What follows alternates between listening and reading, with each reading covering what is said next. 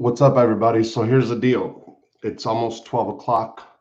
Well, Friday night, Saturday morning, whatever. Tried to lay down like an hour ago. It didn't work. So I figured I would just jump on and do do a live with Benny's tapes.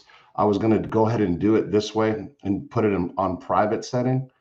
And, because I really wasn't trying to talk or answer questions or be in the chat room. But I just decided to go ahead and fuck it. Push live, and I'm going to go ahead and run some of the Geritano tapes. I got so many of them. I want to go ahead and get them out. This is from August the 11th and August the 12th. So yeah, I'm going to go ahead and run them. I'm just going to go ahead and run tapes. All right, here we go. Here we go. This is from August the 11th. Oh, the comment section, yeah. So people are talking about, Benny practice lawyer and all this shit. Can you guys hear? Oh, what's up? You do have a statement that Mr. Nunzio Fusco wrote. Didn't you write that statement? Don't you have a copy of the statement? Yeah. I'm putting it up. What's up, Joe? I'm putting it up. Yes, I do. Can you read it for the people to? Can you guys hear this? So they hear it, so they can understand why Benny Geritano might have been mad at some point in time or another. Sure. So I also read it in the first tapes that I released. I read it in full. Okay, Jay, thank you. Okay, so you mind reading it to the people now so that they can I'll answer some stuff later. Someone who's in prison, would be so mad to say such things that people want to turn around and say, this guy is bipolar, this guy is this, and all these fake stories that these lawyers tell. Yeah, sure. I'm just trying to get it. Oh, here we go. Okay, February 19, 2019, to whom it may concern. I, Nunzio P. Fusco, is that how you say it? How do you say his last name? Nunzio Fusco, is that how you say it? Fusco? Oh, Fusco, I'm sorry. Okay, to whom it may concern. I, Nunzio P. Fusco, was the victim of a stabbing in 2012 at a nightclub called, what's the nightclub? How do you say it? Nouveau. Okay. That's fine. As I stated to police officers, prosecutors, and various attorneys, I do not know the identity of the person who stabbed me. I have reiterated this statement numerous times, as well as when I testified in court in connection with the criminal matter brought against Benny Geritano. My recollection and knowledge of that incident has not changed. Sincerely, Nunzio P. Fusco. That's the name. We have to thank this young man for being totally honest. We had a governor in New York, and you're from Arkansas, California. Yeah. Governor Andrew Cuomo. Yeah. Andrew Cuomo signed into bill a commission to appoint official members of the state government to investigate allegations of misconduct by district attorneys in the state of New York. So he said, our criminal justice system must fairly convict the guilty and exonerate the innocent. When any prosecutor consciously disregards that fundamental duty, communities suffer and lose faith in the system. He said prosecutors in New York State have a long history of misconduct, which has often led to false convictions and subsequent exoneration. The state has one of the largest totals of exonerations in the nation, 267 since 1987, according to the National Registry of Exoneration. And while many factors can contribute to a wrongful conviction, including mistakes or fraud evidence, more than 60% of those New Yorkers, New York exonerations involve official misconduct by government agents such as police officers and prosecutors. Now, the prosecutors, they don't want to sue Cuomo for this. They're threatening to the state. It's won't shut down. There's a lot of money lost in the state. So the misconduct problem is not contained to New York, and it's reached epidemic levels. These legal experts say there are disturbing indications of a significant number of prosecutors engaged in misconduct. Look, real quick, I know that some of this Benny talks low. I know some of it's he's louder than the others. I know some of this shit can get sleepy. I get it, right? Really, like I said before, this would be like a great article for me to do, or a short story or whatever, because I can really highlight it now. But I'm just running everything because there are people that want to hear.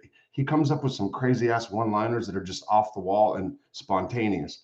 So that's why I'm running it all. I get that it could be a little boring. Especially like right now, he's talking about stuff. Now he'll get into A light and all that stuff. I'm not sure on what tape. Yeah, so he really goes, just different tapes. He does different stuff, you know. Let me see if I can turn it up too. Okay, so.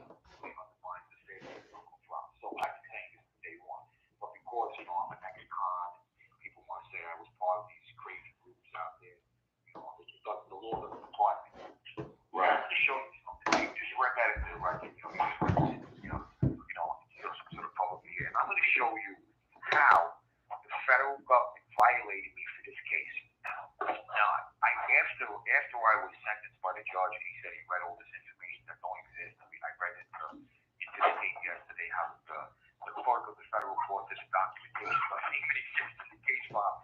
I'm going to show you what they kept from me at the hearing.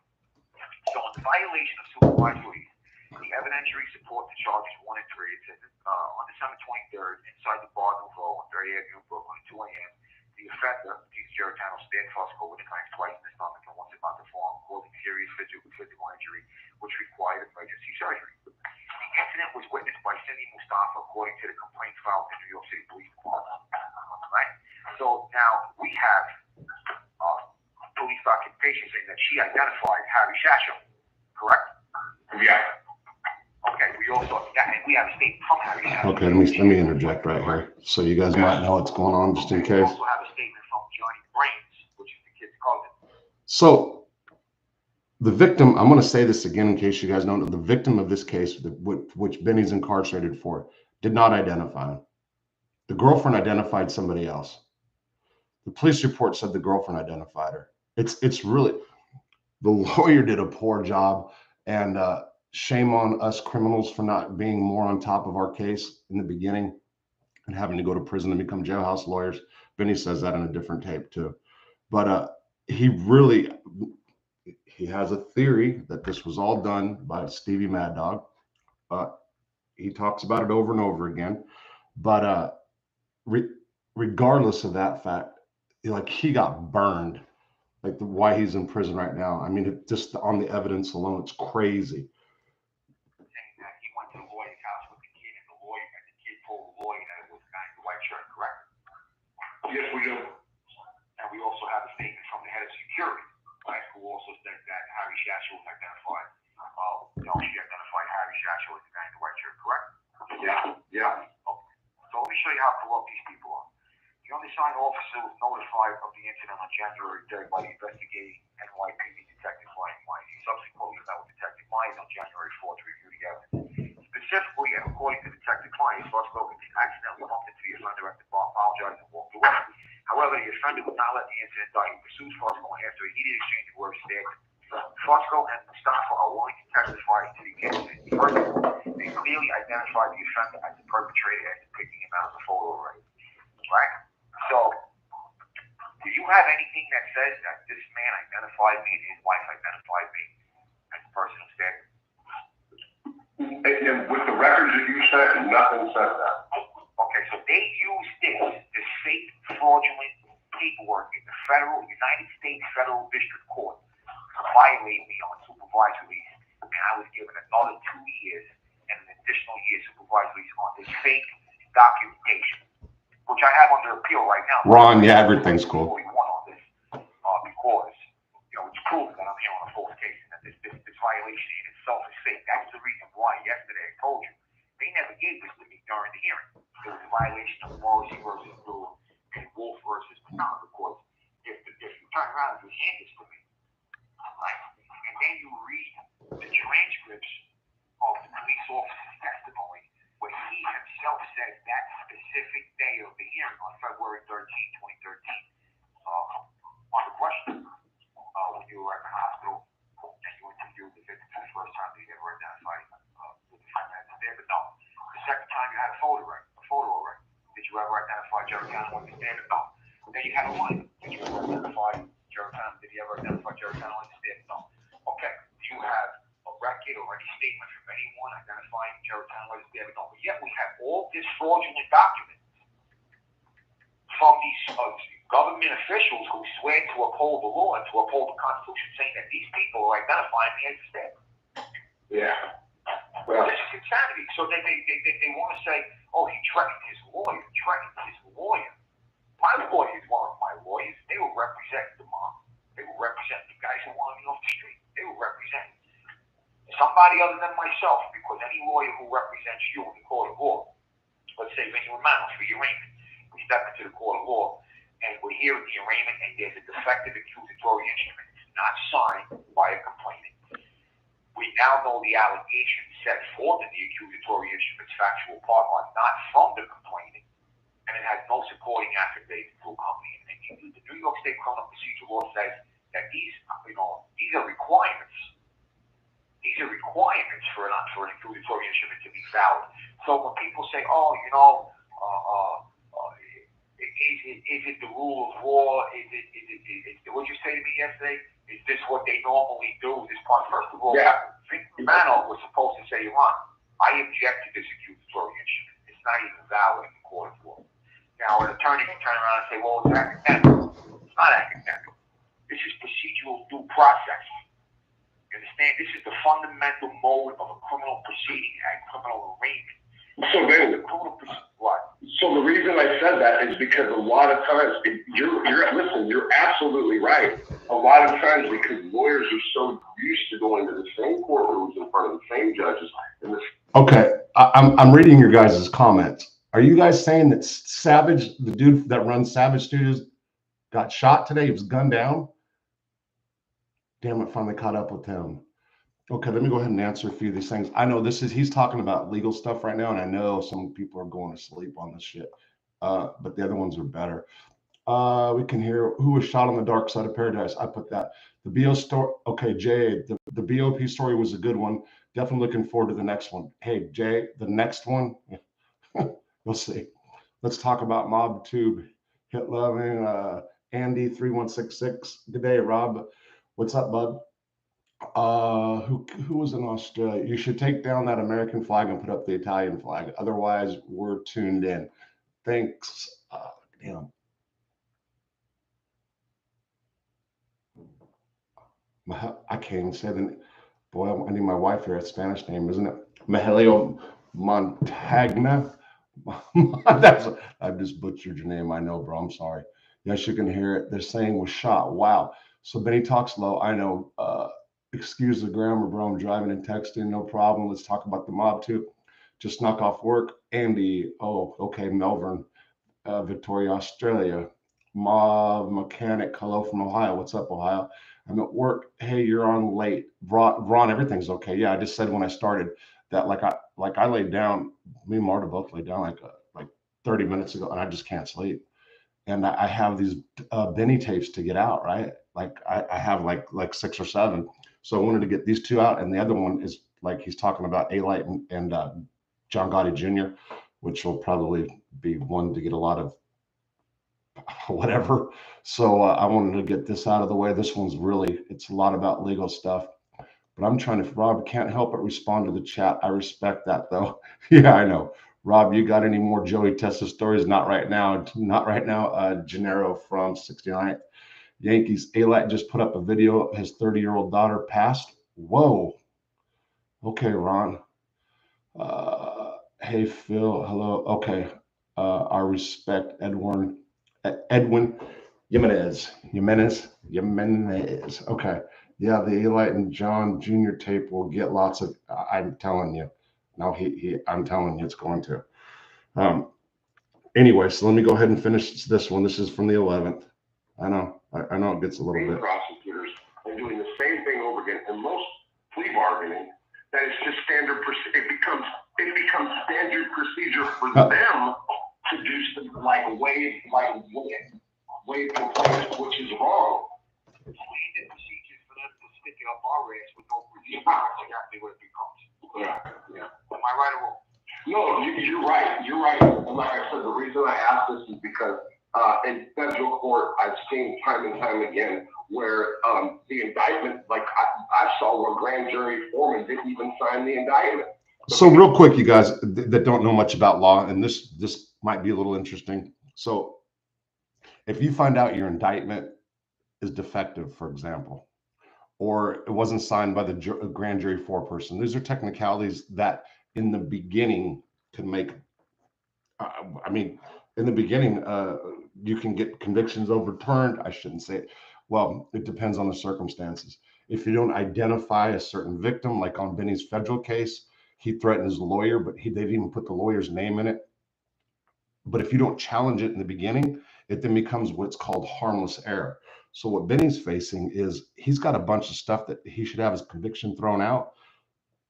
But a lot of it, excuse my bourbon, a lot of it falls under harmless error. And it's total bullshit, for real.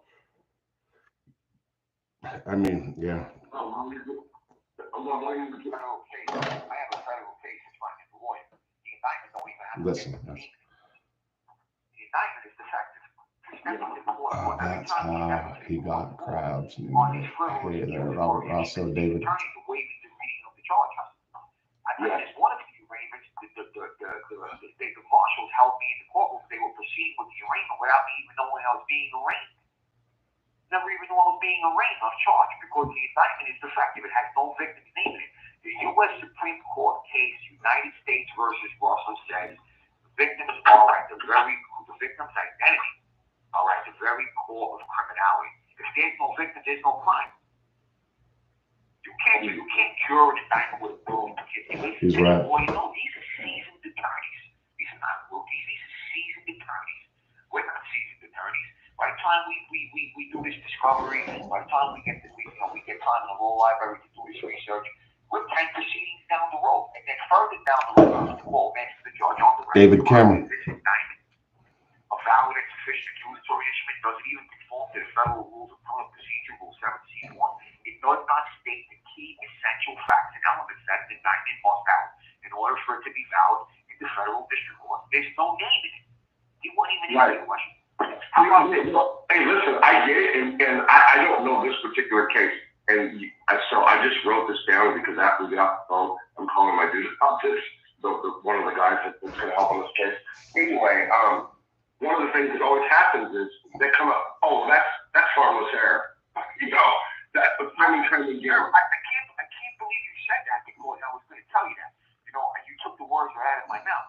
How can you say it's plain error or harmless error? You deprived the man of his life and liberty on the attorney's harmless error. It wasn't a harmless error. These were things that you discussed. He's right. While we were at the back of the bullpen, you discussed it off the record at the sidebar. You discussed it off the record. How are we going to get around this without addressing it on the record? This is not harmless error. This is what keeps the courts going. It's $1 billion business. You know, I don't know what countries people think that they're in. This is $1 billion business. So there are monetary assessments to these charges. You know, the monetary assessment to the letter was like $650,000. You know, and they take that from your trust account that's created at the time of your birth certificate. You know, so they're committing fraud. But let's get back to Stevie Mad. Let's talk about Stevie. Stevie Mad Dog. So they used everything under the sun to enhance me and give me, the top end of the guideline in the federal case. No, I'm not the big Genovese guy and all these other clowns that they call themselves, right? But they used everything that they could throw at me. They used the kitchen sink. In 1991, we did this. In 1989, we did this. In 1982, I robbed a Jolly Rancher from the candy store. Anything you could think of. Anything you could think of. So, and the judge gives me the top end of the guideline, right? So I had a medical condition as well. You know, I had a heart condition ever since this happened. I mean, while this is going on, I was under, I was under a lot of stress. I was rebuilding a home with my friend Sal. Red Ryder BB gun, I hear you. Losing it because of this. You know, my girlfriend was pregnant. She lost a baby, nearly died. You know, they were going to put her in a coma. She was hemorrhaging. You know, I had a sneaker store. I had a construction business. I lost it all. I had 2 brothers in jail. I had my mother down in Florida. I had my daughter in college. I had all kinds of things going on. Here I am arrested for something that these white guys frame me on.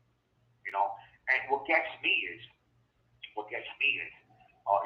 bail. You know, all this trickery and fuckery in the courtroom. They send all these lawyers and top end of the guideline. Okay, 78 months, top end of the guideline. Meanwhile, this Stevie Mad Dog gets arrested for 11-year union extortion. he gets 10 months in jail. I mean, I got 12 months in jail for smoking a joint. I mean, I don't even understand that. I mean, how come they show you so much favor? I mean, okay, I have an article here from Geritano. So Geritano on, this is what we were talking about. So on July 14, 2011, Geritano prints an article. The FBI is no longer in these cases. So he said, Geritano becomes tabloid famous because of the standing with the pizza guy. The feds detailed his busy days at a lengthy hearing in front of the judge. He served 6 years for banks, and the feds. That's going to be a T-shirt too. And his reputation among FBI informants, and one family wants to have him whacked, one family wants to abduct him, another wants to whack him. There's all this uncanny ability to elude a massive FBI drag in a failed bank job, during the failed bank job, and how I escaped a drone. Could you imagine following me with a drone? Yeah. Were they really? Yeah, this is the article. Special Agent Ted Otto, Special Agent Bullshit Artist. He testified on the oath that this is the guy who was trying to get the girl to say I killed her husband in front of him. He testified on the oath that they were following me with a spy plane, with a drone, and that they had not one but two FBI tactical SWAT teams ready to move into action at the drop of a hat, to take me down. They were going to assassinate me. They were going to assassinate me and my friend. So let's just say, for instance, if we were planning bank burglary, which is a non-violent crime, right? They were going to assassinate us. We were going to come out of whatever place we were in. They were going to make like they said freeze, but they were going to say freeze after they unloaded 5,000 rounds at us, like they do all these black kids running around the street. Right. And then they were don't resist. Stop resisting. Stop resisting. Yeah, freeze. After the smoke cleared, they reloaded. So this is what they were going to do to us. You understand? So what gets me is you got this Stevie Mad Dog in this article. How he sent the guys to steal the car. How he wanted to kill me. These guys they broadcasted through the whole. Wait. Jerry Capisci, she wrote about that in that article? Yeah. Stevie Arena, the Mafia Repo Man operation, the wife reported a complaint to her father, Genovese, alleging that Stevie Mad Dog Arena had his order removed from the defendant's usual parking place near the fire hydrant on his Cabo Hill Street where he lived. So, that was another thing the prosecutor said. He said, I don't have no respect for who I park my car by a fire hydrant. I mean, are you fucking serious? Is that really what the fucking criminal justice system came down to? I park my car by a fire hydrant in front of my house. I mean, you know what? You ever hear of sirens? When you hear a fucking fire truck siren, usually people look outside the window. Yeah. I mean, easy to move. But if they want the prosecutor, they say, I don't respect who I park in front of a fire hydrant. So, anyway, that was the hearing where they said I killed 6 people. Anthony Gallo, I see you. I don't have little boys. I got little girls. My little daughter didn't speak to me for 5 years because of, what these prosecutors had these fake news reports printed in the fucking press about me killing 6 people. And she told my mom that she said, my dad is a 2-time serial killer. I don't even know what that means, So, and my wife broke it down. She said, to be a serial killer, they said you got to kill 3 people. Right. And then you kill 6 people. And my little girl didn't speak to me. She didn't have to speak to her dad. Okay, Argo. See me catching that fish? She was 12, 13, embarrassing and shameful. Must be a little girl, and she's got to go to school in the morning, and who's paid. Oh, that wasn't good. So these, I don't, these gangsters, these so-called gangsters, these so-called ones, they think they're a bunch of fucking rats, they're out there. Got guys like Jimmy Iyer. This guy, like how people study law to get out of jail, and some people study, what do you call that? Different things. People study different things. Law. Yeah. People like, he studies Geritano. He's got cases of Geritano. But I want you to look something up. It's called Operation Mockingbird. It's about media control. This was created back in the 1940s by the CIA to develop covert operations for a systematic takeover of, the media. And, it went all the way, and by 82, the CIA and the military intelligence agency, they control all media companies in America that commonly censor the content of the news that we see. More news, movie content, all communication vehicles such as television, radio, internet, advertising, newspapers, magazines, and all periodicals. So when like I told you, I said we're in the courtroom and we catch the agent lying. And the prosecutor. Al dente, I didn't know that. Don't print that. Operation One Flow with the cuckoo nuts. So they print all the lies. All the lies. The bank guys, the defense, the psychiatrist maybe do it. I mean, these are all the big, like these gangsters on the land, some of these lawyers are trying to ridicule me and trying to make me look like a lawyer because the public, there was a case like with Harvey Weinstein. Harvey Weinstein hired this company, Black Box or Black something. And this came after the exposure from a company from Cambridge Analytica. Do you know about Cambridge Analytica? Yeah. Yeah. Okay. Yes, Jay. Yes, are the wild pigs. They put out all this fake. You have 1 minute left. To these people, and this is the type of shit that's going on. Hey, listen, we got 1 minute left. I want to thank you for doing this. Sure. And when we call you tomorrow, Okay. all my best to you viewers, and know that this is the truth. Feel free to write me. You can go on JPay and email me. There's an email website, Rock, and show them how to do it.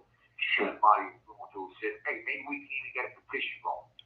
Okay, Jay. Get me the court of law. I recently heard that the guy doing 150 years had a petition, and the sentence was reduced to 10. Okay, Ben. All right. Call me in the morning. Yes, sir. Have a great day. Bye. All right, guys. Let me stop for a second. So so I'm showing videos off my phone just because I'm bored, and like I said, some of that shit's sleepy.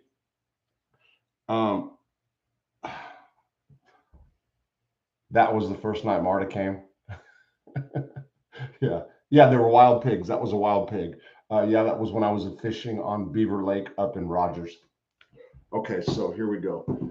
August the 12th. I think this starts getting better. Maybe I'll play the A-Light stuff tonight. I don't care how many people are on, because I was going to post this video on, like I said, I was going to do it's easier because now I got this nifty microphone and it picks up sound better. So I was like the last one I did of Benny. I put it on private, I shot the video, and then I just posted it on the live section. So that's why I did it tonight. And I'm just like, fuck it, I'll go live. I don't really care who's here or not. 47 people, that's great. Hope you guys are enjoying yourself. Let me see something. Let me answer a few things. Okay, al dente. What's embarrassing is his baby mama was sleeping with the federal agent that was looking for Benny. Okay. I didn't know that, Al. I'll ask him. Now, he addresses holding the gun to his daughter's head. Benny is cuckoo for Cocoa Puffs. Hey, Anthony, for real? I mean, I'm not. I think I am too, right? I'm not totally saying myself. But he's actually got a lot of valid points. I'm not going to get into the middle of the Stevie Mad Dog or this person framed him or didn't frame him. I can tell you that the victim did not identify him, that the victim's girlfriend said it was somebody with the white shirt, he had a black shirt, and that the cop who put the whole indictment or charge together, whatever, at the state level, was the son of a guy that Stevie Mad Dog allegedly calls. I mean, again, I don't know who Stevie Mad Dog is or nothing about him. Jimmy the Sponge Eater, hello, I love your channel. John DeGrazia, thank you. I said that good too, DeGrazia. Do a shirt with FBS head popping up from Jimmy's lap. Oh man, I don't care for him, but don't want to see that happen. Ryan Davis, Dave, that's sad. Pretty girl, that's a shame. Thanks for wearing red on Fridays, Rob. I think this is kind of like, I don't know if it's like off red, whatever. I'll say John A-Light reported his 30-year-old daughter had passed away, huh? Fuck, man, that's terrible. I don't care who it is. Gennaro, what's good? Okay, so I'm caught up. Don't be a Jimmy. I told Marta, God, I don't want to put my freaking foot in my mouth again. There should be, like I'm building the website. There should be t-shirts up. Too expensive. I'm working on the other ones, getting them from different companies, but we got to put something up. And I told Martyr for real, I said, look, you should just take this over and make this yours. Like take this t-shirt stuff and you do it. You know, what's embarrassing? Okay, Operation One Flew Over the Cuckoo's Nest, Anthony, Wild Hogs, Wild Pigs. Yes, J.A. Argo. Not bad. Cheers. Got to squeeze the donors one last year. Irish Wood. Got to squeeze the donors one last year. I'm not sure. Ask him. True story. I will, Al. Know all about that. I'm in Louisiana. Talking about the pigs. Chris Troke. He is out of his mind, that man. Irish Wood. Are you talking about Benny? I mean, like I said, he's really got some good points.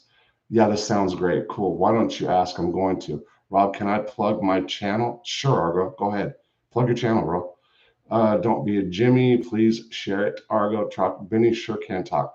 I didn't think I heard him take a single breath during the last video. You did say my name right. Thanks, brother. Okay, no problem. I say names terrible. All names. Hello. It's crazy because if I like think about it and pause and I can do like the Italian, you know, I can get the sounds right. But when I'm just reading them live, it never comes. All right, let me go ahead and do this. And like I said, there's so many, so I kind of just wanted to come get some out of the way. He's got some crazy one-liners. That was, I'll admit, the 11th was a boring one, all right? Because it's legal stuff. And people that, you know, okay, so the 12th, that one we don't really do. Okay, so here's the deal. When he calls, we talk for a minute, right? So then, like, I'll say, okay, you ready? So he's ready at 2 minutes and 36 seconds on this tape, for example, is when, like, I'll say, okay, this is Rob Convict Inc., and this is how we do it. So watch. So that's too far.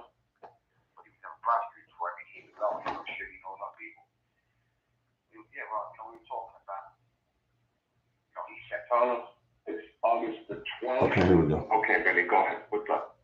So, yeah, Rob, we were talking about, convicts and, guys being in prison and our lawyers and how, these fantastic lawyers, they do such great jobs in filling these prison cells. Right. So, it's just amazing. You got all these people out there and they're under this impression that these lawyers, they're in our corner. They're really not in our corner. I mean, we got so many prisons in this country. Upstate. Can you get my autograph? Someone that they put in to fill it. But, how this happens is, we talk about, racial disparities and how people in the court system, Black and Hispanic and certain minorities, this is done to everyone. And that's another thing that I'll be right back. People address out there with these governments, these elections. And, we got to forget about the street people for a second. We got to forget about the legitimate people for a second. We got to talk about, us people as Americans. As Americans, we have rights that other people in other countries don't have. That's why people want to come here. And, when we get involved in this court system, we got to talk about, immunity, prosecutorial immunity, police immunity, judicial immunity. I mean, if these people weren't doing anything wrong, why are they giving them immunity from the moment that they take their oath of office and swear to uphold the Constitution? If you're swearing to uphold the Constitution, there should be no reason for you to have total immunity once you get caught breaking the law and violating an individual's life and wrongfully imprison them for 20 years and then turning around and saying, well, we still think he's guilty and nothing happens to you, especially when witnesses come forward and say, yeah, prosecutors made us lie. And, you come to find out that the prosecutors destroyed evidence, like in my case here again. They destroyed video surveillance footage that showed my actual innocence of the actual fight taking place, and they cherry-picked and preserved the aftermath of the fight. And these lawyers who were friends with Stevie Mad Dog, they don't even object to that. They say, we're going to cure it by saying, because the police officer admitted to deleting the video, we'll give the jury an adverse and inflict charge. Say, well, it could have been favorable to the defendant, but you allowed prejudicial video to be shown to a jury, knowing that it was illegal. Wait, hold on, Benny, hold on, stop. So there was a videotape that disappeared? Absolutely. The police officer testified to it that he destroyed it because he didn't think it had any valuable evidence to his case. But the police destroyed it because it showed my actual innocence. That's why you destroyed it. But these lawyers who were friends with these Mad Dogs and these Hollywoods, they don't even say, hold on a second, Your Honor, we object to that. We object to the adverse inference. And that's an automatic reversal on television. But we don't know that law when we're going through this. We're not lawyers. We don't have time for libraries. Listen, I was never even given a piece of paper to this case. You know, here I am when I go to do an appeal. You didn't even get a lawyer to do the appeal. They all tell me, I can't do the appeal. I know your lawyer. I know your lawyer. I know your. Oh, your lawyer talked to you. I know your lawyer. They gave me an appellate advocate lawyer. She told me I'm not filing an ineffective claim. I said, okay, give me a John, lawyer. thanks for the $2 worth. Thank you. I appreciate it. That's great. Thank you. I appreciate it. And I raised proper issues. I'm looking for your name, Argo, your channel. All of the issues because they wouldn't give it to me. I actually have letters from the appellate division saying you're not getting that documentation. I'm not getting it because the documentation shows I'm here on a false arrest. So, and not only am I here on a false arrest, I mean, we can now prove that the police officer committed perjury to arrest me. You can't turn around and say further down the road, well, we indicted him. Yeah, you indicted him because you kept 3 eyewitnesses out of the grand jury and you misled the grand jury. Oh, we convicted him. Yeah, you convicted him. You could have convicted me for being Joseph Stalin and Paul Pot with the defense attorney that I had in the case. Were you kidding me? Now, the victim himself turned around and said, I don't know who did it. How am I in jail? You know, Matt Mary calls you up and he tells you, Joe Tough Tony's son's not a rat. He testified in the trial to help acquit the kid. Sub Argo. It shouldn't have been a trial.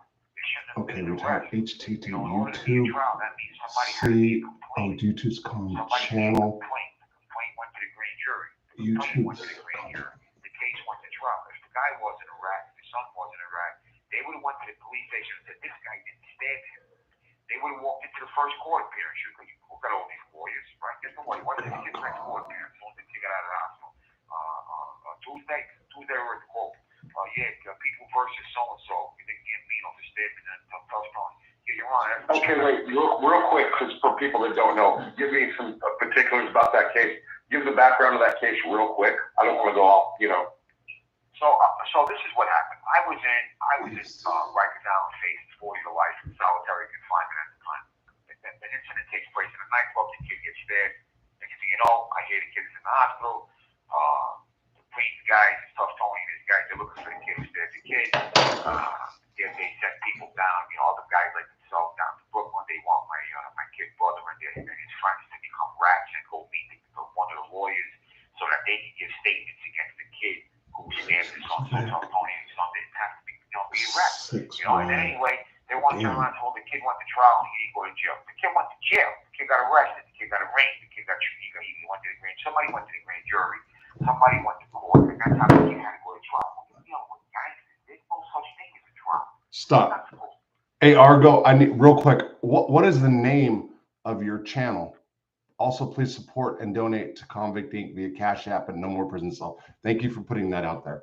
I appreciate it. And John, it's not Wamet, it's Willette.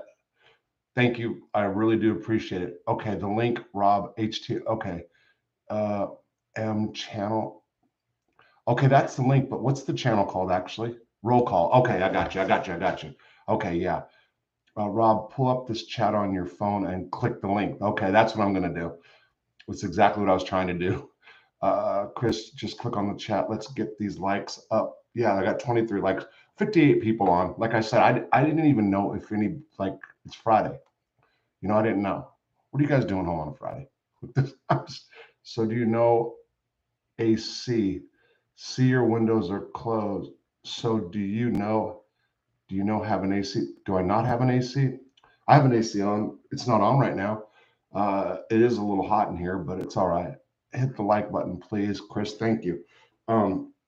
Okay, so that's what I'm going to do. It's roll call. Let me get back to this. Let me tell you a true story. When I was 15 years old, there was a black kid from Redwood named Calvin Klein, very famous and reputable guy in the black hip-hop and drug community in New York City. He was actually friends with Jay-Z. Anyway, Calvin was arrested for a robbery. Some Italian kid in my neighborhood got robbed for a chain. You know, I didn't even know what happened. I just see Calvin's brother Xavier in front of the police station. I'm like, what are you doing? Hey, man, some Italian kid said my brother robbed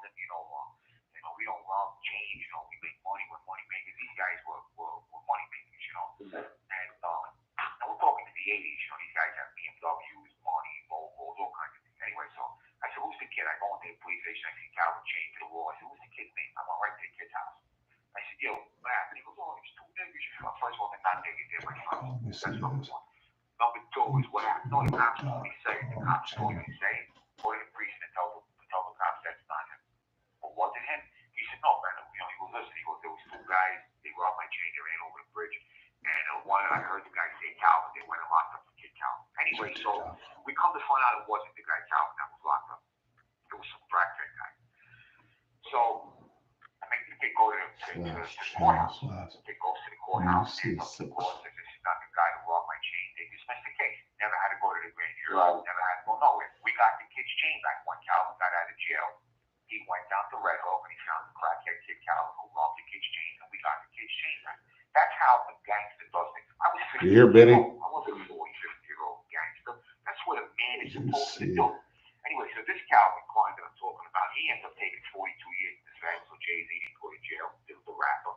And did you guys know about this?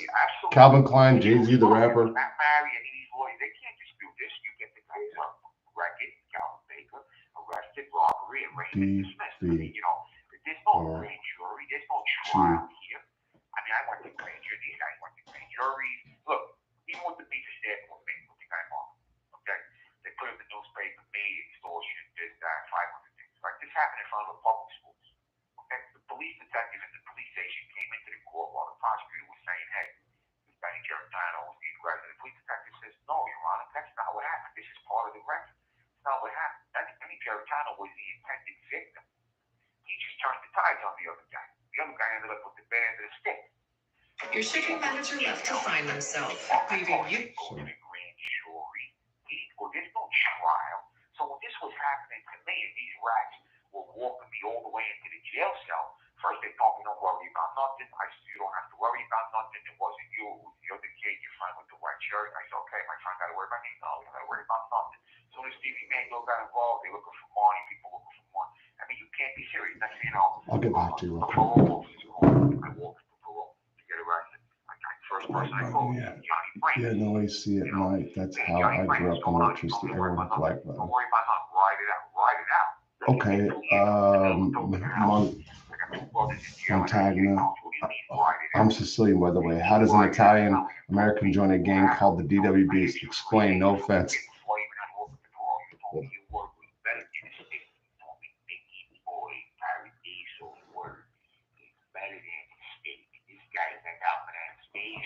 I've been in jail for 10 years for looking out for that stage in your work. So, I mean, I don't know where these people come up with these theories. Get it back to reality. Get it back to the situation.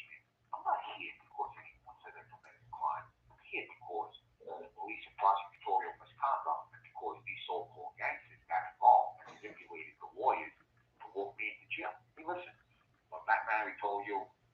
Okay, let me stop. I'm Sicilian, by the way. How does an Italian American join a gang called the Dirty White Boys? So look, I grew up on my dad's side. My mom and dad were married, so my dad just died recently. Mom's from San Francisco. Dad's from this town right here, Hartford, Arkansas. I don't care about telling people where I'm at. Little small, sleepy country town, South Sebastian County on the Oklahoma line. So my dad, even though he grew up believing that he was Italian, found out later on that he had more French in him. He did the DNA test. My mom's side is Sicilian and Nepalese. Is that what it is? So I was from a strong Italian Catholic on my mom's side, right? When my nana died, over 100 grandchildren, great-grandchildren, and great-great-grandchildren, over like 100. Then I got 47 first cousins, 27, and I'm the youngest out of all my cousins. Big, tight family. I never identified as Italian, so to speak. Even though I was we didn't learn how to speak Italian. My grandparents didn't teach their kids how to speak Italian. They wanted them to speak English. They were off the boat, by the way, or my nanu was for sure. My nana was actually born here. They were Russos. I'm Rosso. My mom was Russo. So yeah, you said about joining the Dirty White Boys. So I never identified like Italian like that. You know, there's guys that were in federal prison that have that were not from New York or from mob affiliated areas that would have like Italian flags or tattooed on him and stuff. So I just never, I was just white, you know. I hope that answers your question. And thank you for donating. I appreciate that. So Benny's saying some stuff right now.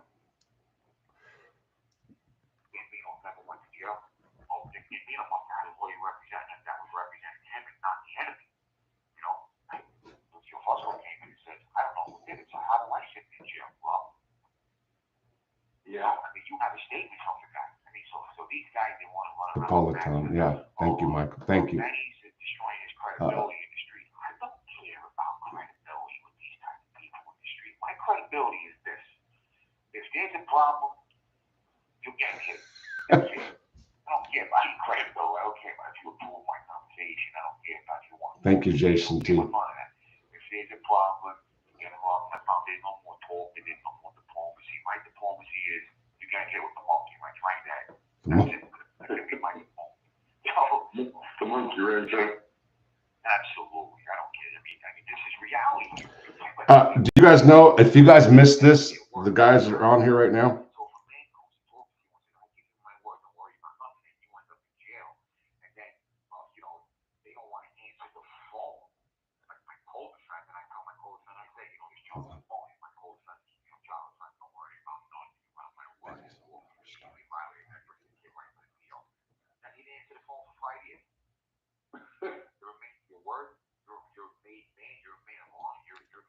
Okay, let me answer.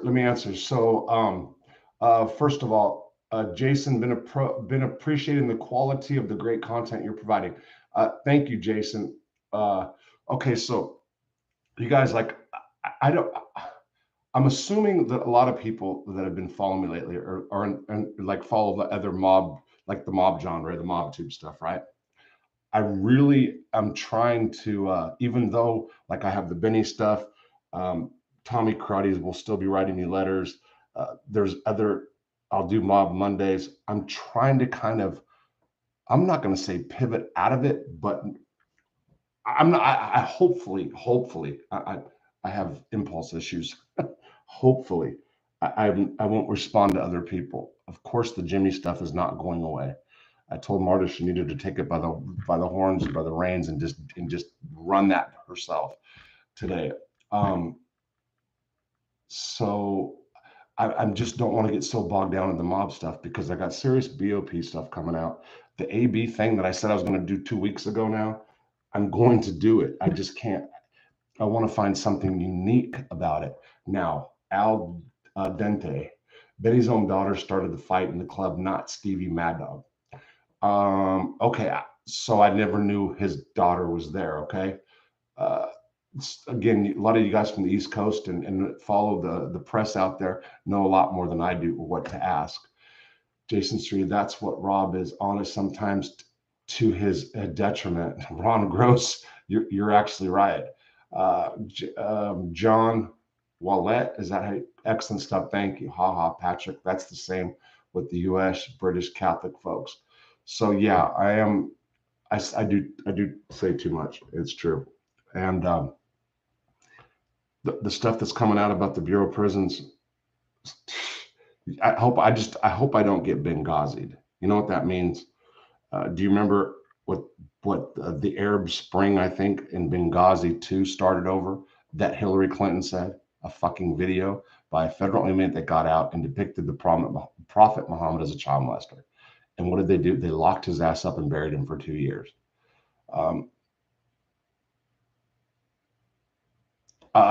Yeah. So I have a judge I don't believe will do that, but I have a probation. So yeah, I don't know. I wouldn't be surprised if I go back. I just wouldn't. Progress, Robin, you're solidly based with thousands of supporters, so make sure that you enjoy it. Thank you, David. Yeah, I appreciate it. You're a good guy, Robin, a good friend. Al Dante. Look, I'm a good friend. I have been, but I've been a shitty friend over my life too, right? I'm bad at relationships. Right? Since I've been out of prison, I'm really bad at relationships. I am, man. It's the truth. Yeah. Hey, you know what? I'm gonna tell you something off. Prison fucked me up. I never realized this. I swear to God, I came out. I felt like I never even left at times. The first 6 months were just like, on the surface, they were great. There were some issues, going on with family, but man, it's catching up to me now. It's catching up to me. I'm having serious. Yeah, it's got me a little fucked up. I ain't gonna lie. Benny is real strunzo. Anthony Gallo, it's not worth it if he puts you back in, Rob. You have too much support out here. Jay, listen, it's more than that. This isn't just about this. I have a good probation officer. I like my probation officer. Okay, mine. My probation officer is a low-level guy. So, hardest thing to do is to be totally honest with yourself. John, you're right. So,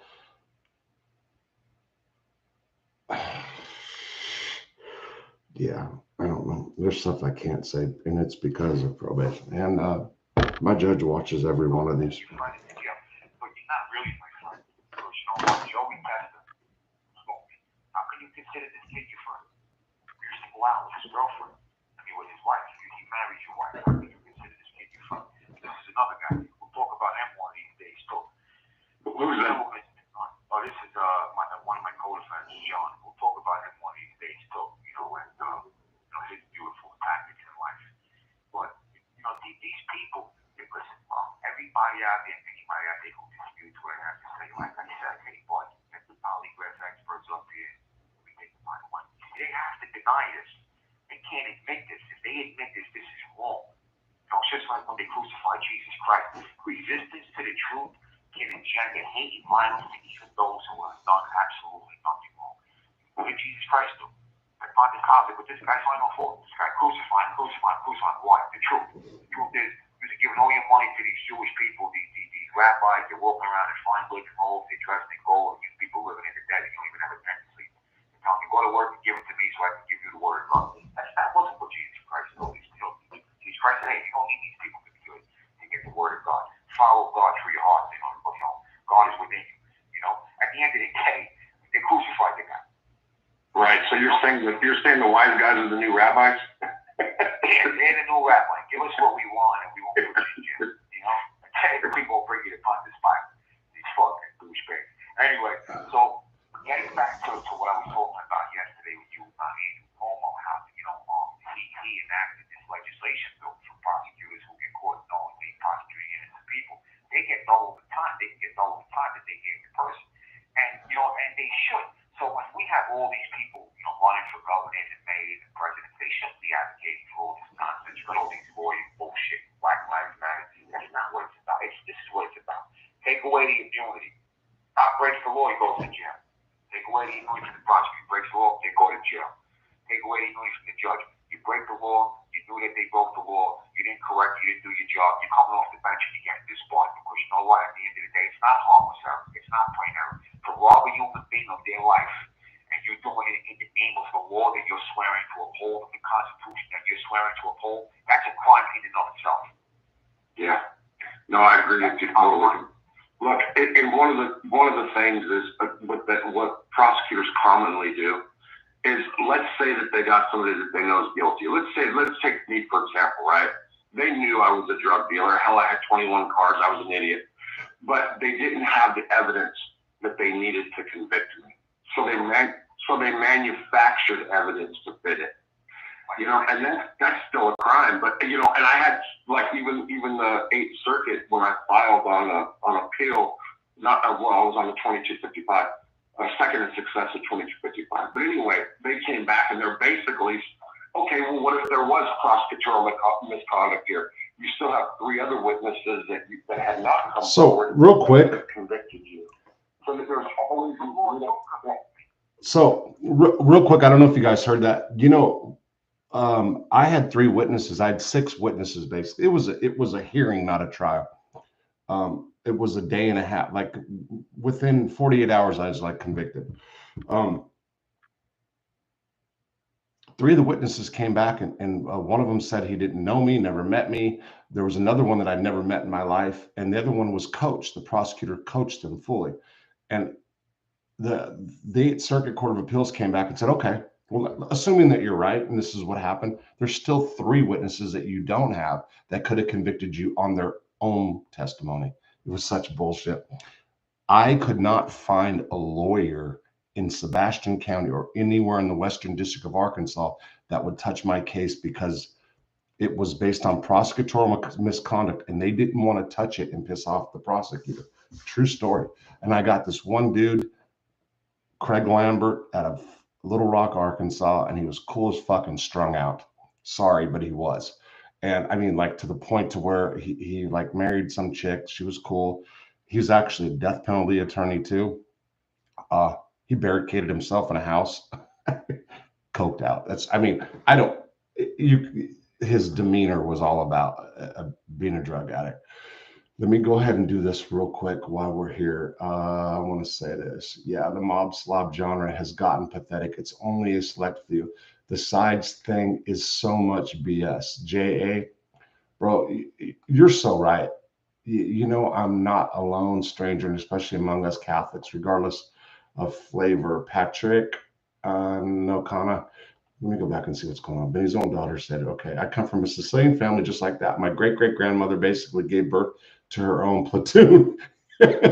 Patrick, then a division, then a whole corps. I got relations I never met. Nice. Yeah. So the family, like when we were kids, it was awesome. And it's, I'm going to be honest, it's sad because so I started dealing drugs early, at an early age. And I married my junior high school sweetheart. Well, we lived together first. I was 17. She was 18. We had a kid on purpose, our first baby. I just turned 18, and the baby was born. My ex was 19 right after that. And because of my drug dealing, I got busted right a year after I turned 18, or right in there. I started not going to my family gatherings. I'd send my ex, and I'd send the kids, and I'd go screw dope whores. And I don't mean my ex-wife's friends. That's what I wouldn't sleep with. And I sat in prison all those years, and I was like, man, I really fucked that up, because those were awesome times. We used to do Christmas caroling, run around Christmas caroling in San Pedro. No bullshit. It was really awesome. And after I got arrested the first time, out of all my cousins, I was the only one that had ever had handcuffs on me. Nobody's ever been a criminal. And I was the youngest out of everybody, 47. Was it 27 or 47 the first? But I was the youngest. And then I was doing coke, so I didn't want to go around them on coke because I can't talk when I'm on coke or speak. It's a total different trip for me. I didn't do opiates back then, or I would have been like, yeah. So I dodged all the big events after I was 18 years old, man. And it's not the same no more. My cousins are scattered across the country. I got one set of cousins that was real tight that the family split in half because of Donald Trump. They don't talk to each other because of Trump. My grandfather, my nonu, died a king's death. They called all the relatives to the house. Of course, I was in prison. I've always been in prison during the big events, the big funerals. Well, actually, I only lost my grandparents, 3 grandparents when I was down. I didn't lose anybody else. I was fortunate that way. But yeah, anyway, so I'm just going on, but I don't know. I'm just saying too much about myself again, which is okay.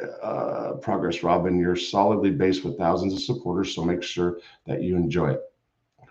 David, I do have a lot of supporters. Yeah,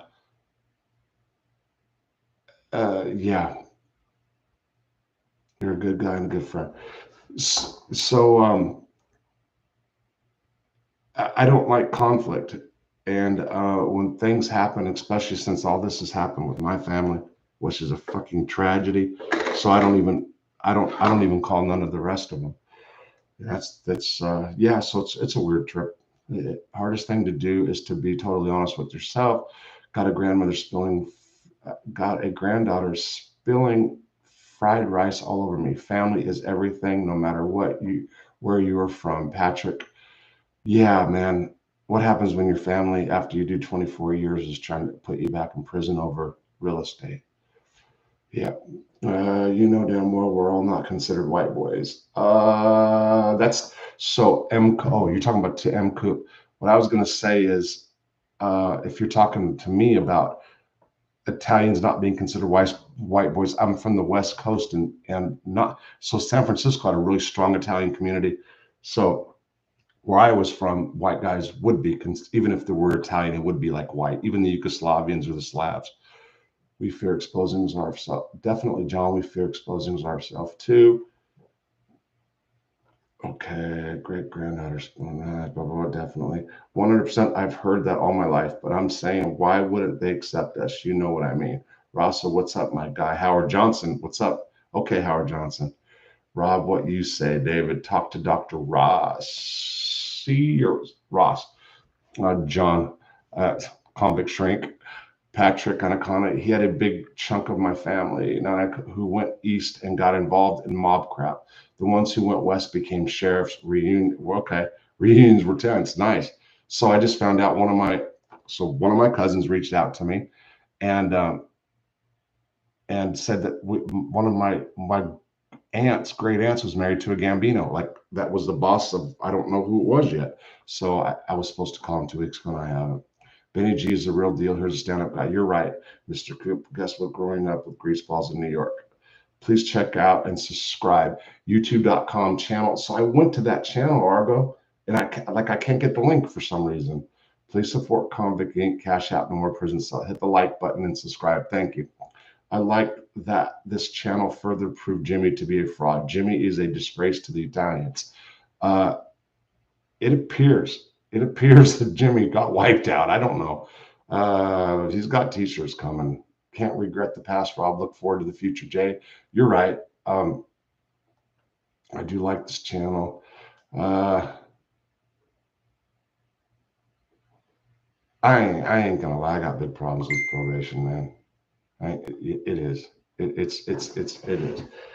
Taking charge of your mental health is frowned upon, Rob, but I don't know what anyone else says. It's the most important thing in life is clear mental health. Been there, done that. Yeah, I've got friends that I did time with. Let me tell you something.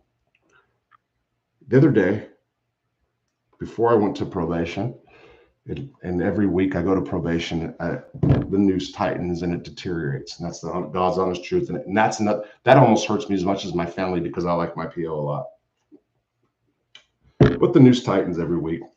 I won't get into all that right now. And right before I went in there, right, I had a guy reach out to me that I did a lot of time with who went on a crack binge. He came out, did really good for over a year. Then he smoked it up.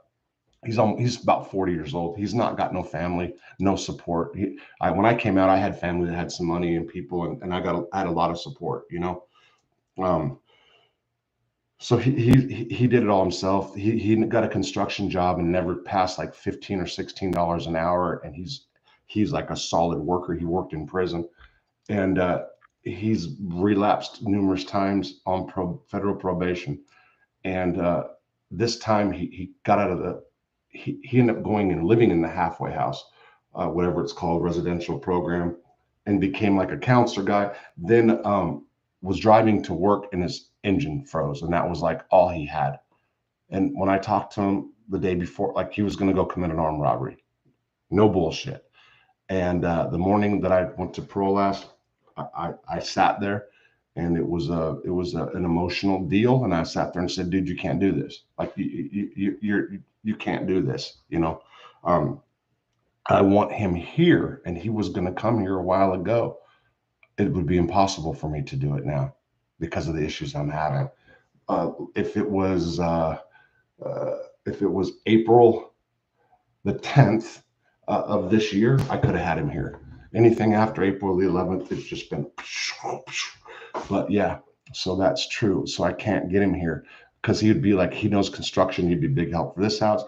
My wife can get him a job making $20 an hour at a chicken plant, whatever. So, yeah, it's sad because I'd like to have him here, but I can't. What's the best way to contact you? Ron Gross, info convictinc@gmail.com. If so, what is it? Thanks, Ron. It wouldn't be surprised if Jimmy turned out to be and not even Italian. Okay, I wouldn't be surprised if Jimmy 100% were white, but here in NYC, I've had blacks and Spanish guys say, "Oh, you're not white, you're Italian." Right, M. Coop 25. So if you look at my wife, and if you guys seen her friends, like the Spaniards they're like real white, a bunch of them. I mean, there's different ones, but the ones in Spain, like she's got blonde hair, blue-eyed friends. How do you know about? Okay, wait. Hey there, Ron Gross, great. Shane Gazzardi, how do you know about Suga on Sunday? I don't know what you're saying. Dave, unfortunately, it's true. Sadly, Argo, Jimmy's Italian, but he's soft one, the type that makes people and then when I think they're not stop. Italy is such an insignificant peninsula in Europe. I find it fascinating how it holds so much allure. I see you, David Cameron. Wow. I messaged you the link, Rob. Okay, thank you, Argo. M. Coop. The Irish, especially back in the days, never considered Italians white. So I've got signs. Carmine Persico showed me signs where it said coal mines, white. People sent me money right now. I got to see who that is. Okay, I haven't seen their names yet, but I'm gonna. It's one's $10, one's $9.99. Thank you, and I'm gonna get to you in a second. Carmine Persico had pictures. It said white, $1 a day. A derogatory term for African Americans, 75 cents a day, and Dagos, 50 cents a day. Yeah, I mess. I mean Italy, Ray Owens. So okay, so David and Howard Johnson. Okay, thank you, David, and thank you, Howard Johnson. I appreciate that, man. Hope everything gets better, Rob. Good luck to you, man. Jay, yeah, it is. I got to get the house sold. We don't know. I got to move. I got to get it. I got to move out of. I got to have a different jurisdiction, probation. And I've told them that's point blank. There is a conflict because my sister is also my PO's client. And it's not cool at all. The best clothes and food come from Italy. Respect after the disgusting things you said, I wouldn't be talking about respect there. David, who are you talking about? Is it me? Just want to say hello. Been a while since commented. Okay, Jake, what's up, bro? David, life.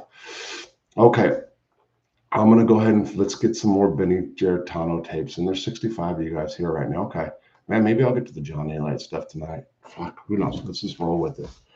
I've been on an hour, 1 o'clock. I'm not tired. You understand? You broke the law to convict me. You can't make a bad law good. Okay, in my case, they had no reasonable probable cause to arrest me. The police officer lied and committed perjury. He types up a fake felony complaint saying that Lucio Fosco identified me. That's a bad ball from the door. That's a bad shirt. You can't make a bad ball good. You can't say, well, we got you indicted. We got you convicted. Yeah, you got me indicted. You got me convicted. The grand jury is an indictment tool for the prosecution. A lawyer can't go in there and defend you. I think with the attorneys that I had, they would have got me indicted even faster. But at the end of the day, it's a false arrest. And everyone in the room, and they had evidence knowing I was innocent, and they erased the evidence. And my lawyer consented to it. You're trying to tell me this ain't a frame job? I mean, are you serious? Listen, all these guys out there, these mad dogs, these fat Marys, all these fake wise guys running around the street. If you feel that I'm a liar, all you gotta do is send the polygraph test. You've got millions of dollars. Better yet, you just can get me home and we can deal with this face to face in the next 90 days. Where you get a lot of witnesses to come in the way you've been telling them not to do so. Listen, I had a lawyer in the Fed case, just recommended the attorney, right?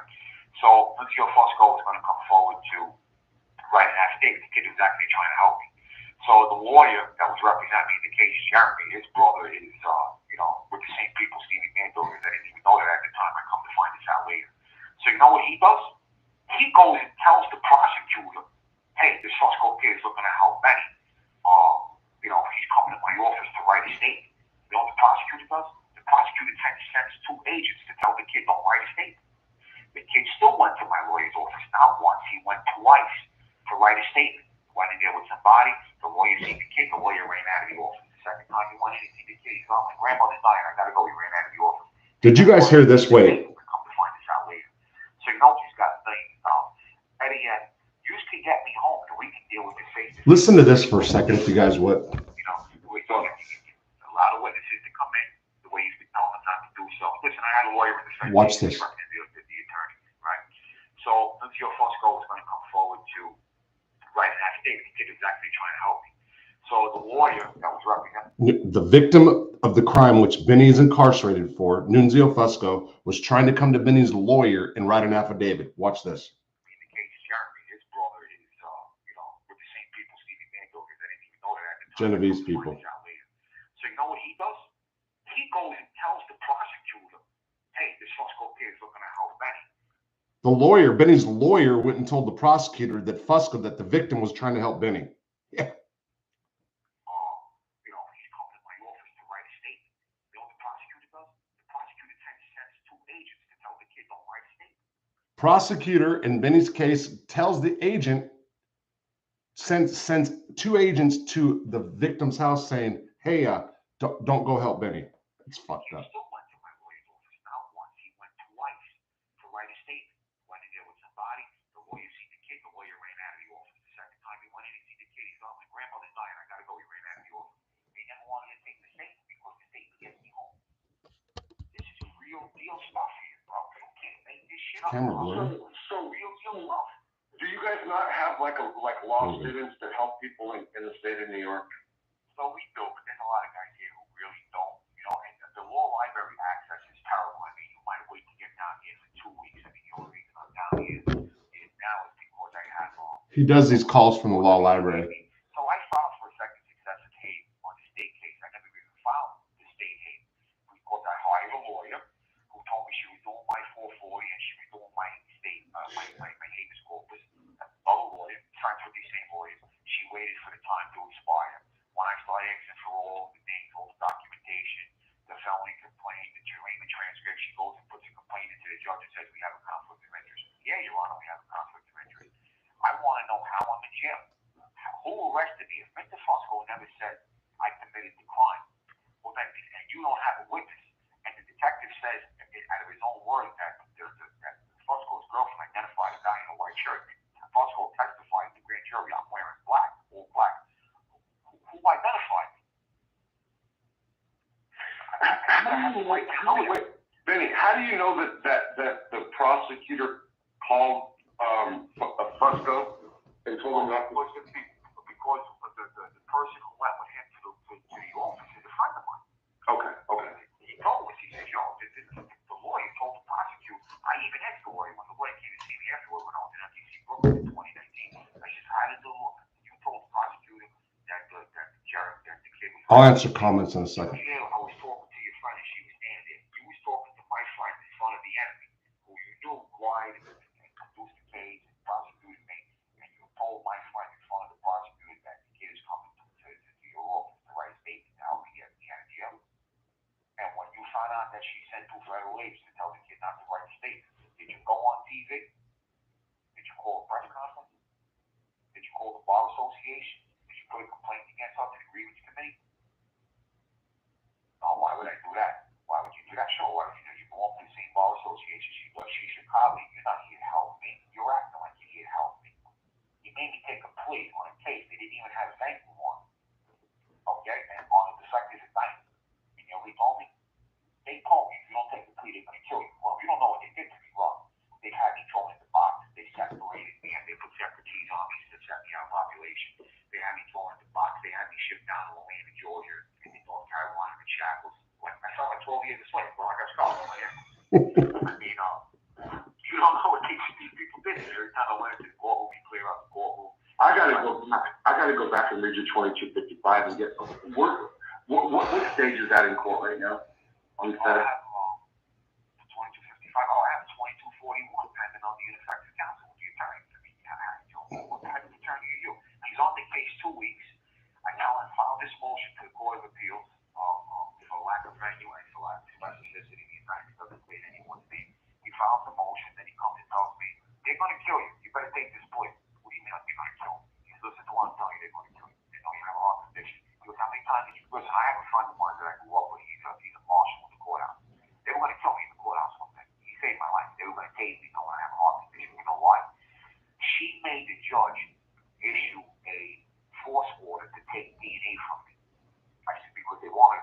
letter in the envelope because the letter in the envelope didn't have DNA.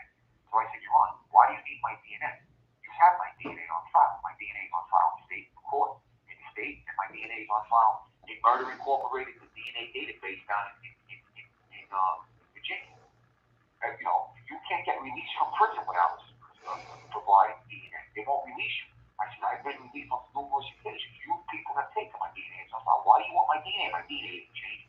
Force order, taking DNA at any old force. So look, they came 10 U.S. Marshals. They look like the New York Giants. I've never even seen guys this big. With 5 federal agents, and they were ready to kill me. They said, listen, we can kill you here and get away with it. We have a force order from the court. So this is what they subjected me to. And the lawyer didn't even object to it. I mean, I got a printout showing my DNA from the Bureau of Prisons. Okay, real quick, because I've got the paperwork and I'm spent. So, what stage are you on your federal case? So on my 2241 is still pending. He's going to deny that. He denies everything. He doesn't even give me a fair hearing. So you did a direct appeal? You did a direct appeal? I did it. No. Actually, no. The same lawyer made me take the plea. He filed an appeal, went to 55, and then he tells me, I'm taking myself off the case. I'm sending it to you. You got to submit it pro se. So why don't they give me a lawyer? He said the judge ain't going to give you a lawyer. Look at how he lied to me to make me do this pro se. Okay, wait. No, wait, because you said 2 different things. So he filed the direct appeal, your lawyer? No. He wrote it up and then made me file a pro se because it protects him. It protects him and his family. But wait, there's a direct appeal, then there's a 2255. Which one's what? No. So he didn't do any of that. I think he just did the direct appeal. Okay, so you never did do a 2255? I don't even think so. And you went to the 2241? Yeah. Well, no, I have a 2241 on ineffective counsel because they said you can only do. Oh no, I do have a 2255. I'm sorry. The 2241 is on the parole violation. The 2255 is on for ineffective counsel. Right now, it's pending before his court. Right? Okay, before I do anything else, I'm going to go read that because I guess This is almost done. Yeah, it's pending before his court right now for ineffective counsel. I mean, what kind of counsel makes you take a plea for effective indictment that has no one's name in a court that has no venue? And I'm on the record, bro. I'm on the record telling the judge, Your Honor, only for the record, but this court has proper constitutional venue to proceed in this district. This case should be a matter of the Southern District, not the Eastern District. He won't even answer. Marshals remove him from the courtroom. They bring me back in the courtroom. Your Honor, only for the record, I request that you answer for the record. Is this a valid and sufficient accusatory issue considered since it doesn't conform to the federal rule of criminal procedure on the 7C1? It does not state the key essential facts and elements, which is the identity of a victim. There's no victim here. Who's the victim? Get out of here. You're not allowed to talk law on my court. You have an attorney. I don't accept motions from an attorney. So I was called, so I'm filing the motion and I'm calling the pro se clerk. You know what they're telling me? We're not allowed. I said, how come that motion is not on the docket? Oh, Judge Johnson will not allow us to file any of your motions on the docket until he approves it. I said, he's not allowed to dictate the docket sheet. I even wrote a letter to the U.S. Supreme Court, bro.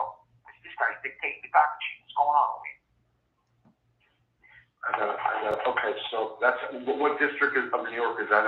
So people want to say, listen, I'm going through all this because of what this rat Stevie did with this rat of Richie Laborie and his sons in the police. I'm going through all this. 10 years in jail, years to go. And you know what? We can face each other in 90 days. There's no one just got to do. Get me home. Any ways you want me to listen, no one in the world could ever say I was called for and they can come. I go everywhere. I don't care if it's in a basement, a lower dock, in a cargo ship. I'm coming. What's the fucking problem? Any way you want, no one can ever say that I ever been jail. When you get out, you probably need to come to Arkansas. I'll place here for you. Don't trip. I walk right down the street. You got Michael Francis walking down the street. You got all these guys walking. Jimmy Calandra. Ladies and gentlemen, let me first start off by apologizing for our... No. He's in Florida and just sold the house. He's flipping around. He's in Florida now, but I heard years ago he came out of California. Oh, he was, yeah. These guys know all these guys. They hang out. They talk to them. They bullshit. Jimmy Calandra was like the water boy. Yeah, but I know Johnny like 35 years they did to that guy. That guy did, the poor guy did everything for them people. Let me tell you something. They put him in jail. Different places, wrong places, talking about all the things he did for them. Wait a minute.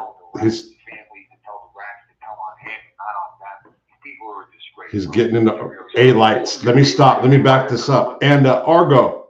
Yeah, I mean, I can't. You can never justify that, but you know what? Kevin, is that you? That I remembered you said something about that show. Yeah, I'm gonna subscribe to it for sure. And you're gonna do really good on that. Let me get back here with Benny. Judge Johnson will not allow us to file any of your motions on the docket until he approves it. I said, he's not allowed to dictate the docket sheet. I even wrote a letter to the U.S. Supreme Court, bro. This guy's dictating the docket sheet. Almost over. Okay, so that's what district. Here comes A-Light. So people want to say, listen, I'm going through all this because of what this rat Stevie did with this rat of Richie Laborian and something in police. I'm going through all this 10 years in jail years ago. And you know what? We can face each other in 90 days. There's no one just got to do. Get me home. For any ways, no one in the world could ever say I was called for and they come. I go everywhere. I don't care if it's in a basement, a loaded dock, in a cargo ship. I'm coming. What's the fucking problem? Any way you want, no one can ever say that I ever did shit. When you get out, you probably need to come to Arkansas. I'm a place here for you. Don't trip. I walk right down the street. You got Michael Francis walking down the street. You got all these Michael guys. Francis. Jimmy Calandra. I heard somebody walking around. He beat the guy up. Come on. Chris Pacello in California. I heard a guy call around. No. He's in Florida and just sold the house. He's flipping. He's in Florida now, but I heard years ago he came out in California. Oh, he was, yeah. All these guys know where all these guys are. They hang out. They talk to them. They're full of shit.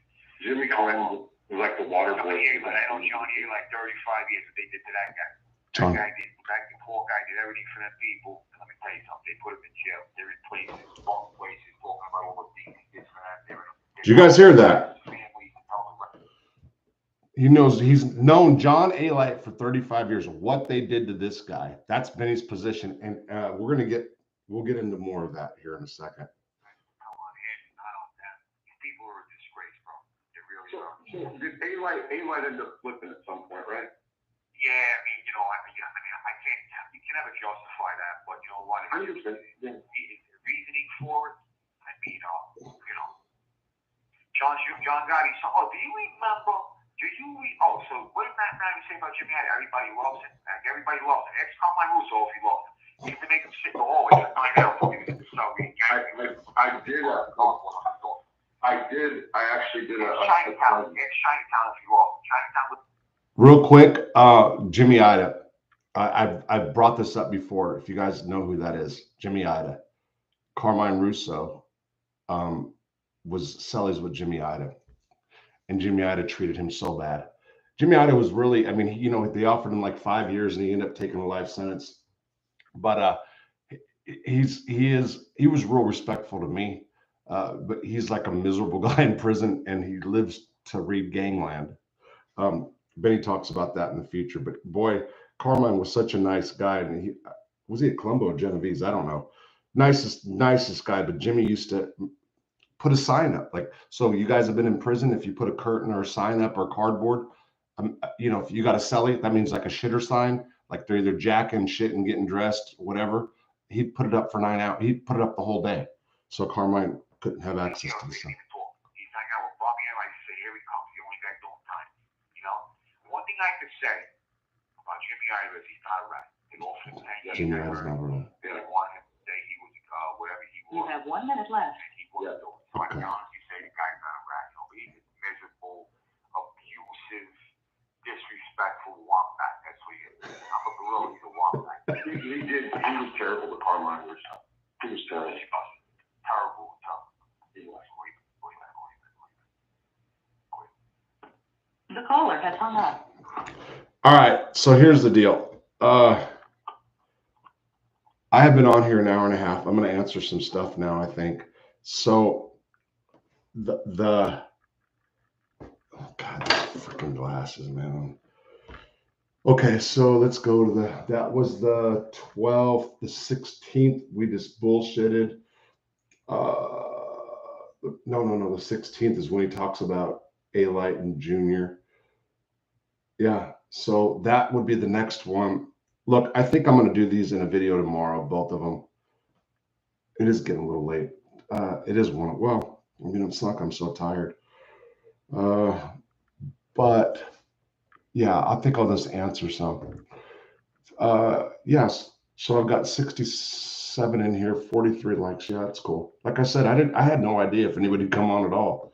I just figured I'd roll with it and just get this video out because I got so much tapes from Vinny. A lot of it's sleepy, like I said, but I know this next round is going to really, yeah, I'm going to put it in its own video. And I got another tape over here from him that I had to do on this one. Let's see. Let me see what I've got. All right, so that's from Wednesday. Wednesday was August 17th too. So I've got 3 from him on Wednesday. And that one was, that was the last one. Yeah, that's what I'll do. Because he talks about mob royalty. He has a lot of different stuff to say that I know that one's gonna, we'll see. We'll see. Okay, so let me just answer some questions now. All right, which class is this one? These are like 1.5s. These are 2s. These are 1.7s or something. All right, let me get into this. Jazz just got on for the first time. You're a real one, Rob. Keep it up. Thank you. I appreciate it. Italian doesn't make you tough or a stand-up guy. It's what's in your heart. I like stand-up guys with loyalty and morals. M Coop 25. Yeah. Yeah. You're right. David S. Cameron, the Maj Jetty, not you, Robert. Okay, yeah. Coop 25, 100%. M Coop, absolutely, cousin. You're not wrong there. Okay, have you heard of Mark DeFreist? Not talking about Mark Nyquist, right? David? No, I haven't offhand. Somebody asked me if I heard of the guy did a story about the other day from Boston, Derek. And I said no, but then I remembered exactly who he was. I've been with Italians who cut and ran when we had a beef with the Albos, LOL. And I had a Puerto Rican kid and Serbian kid with me handling business in Ridgewood, LOL. M Coop 25. Yeah. So, yeah. What the fuck, man? You're as bad as me up at 2 a.m. James Leland. So it's what time is it right now in Arkansas? 1:12. Yeah. So, oh, excuse me. I was tired at 10:30, and by the time my wife got through meditating, and then she fell asleep real fast. Like I just went bing and woke straight up. Yeah, it's the truth. I love old people. Sometimes you have rebel rousers who look to create conflict with certain groups. Who knows the origin of those signs unless you do? Yeah. God bless. That's from Jason T. James Leland. God bless you all from Northern Virginia. Okay, James. Jason, I love old people, but I especially love all different European cultures. Man, my goal, I thought I was going to Spain for Christmas, for real. I haven't been to Europe. I mean, that was the plan, but that's not going to happen for a while now. Who knows, man? Who fucking knows? It's bullshit. And grandfather rounded up a few thousand Italians in Senate. Okay, wait. David has come. Our grandfather rounded up a few thousand Italians in Senate. I don't know how to say the word. Back in 1943, World War II. Jason T. All people laugh out loud. Same thing here, Jason T. Traveling is the second best education on earth regarding being. No, so David, did you tell me before, have you been to Spain? Also, if you're still around, where's your, yeah, Dave, I'll tell you that in a minute.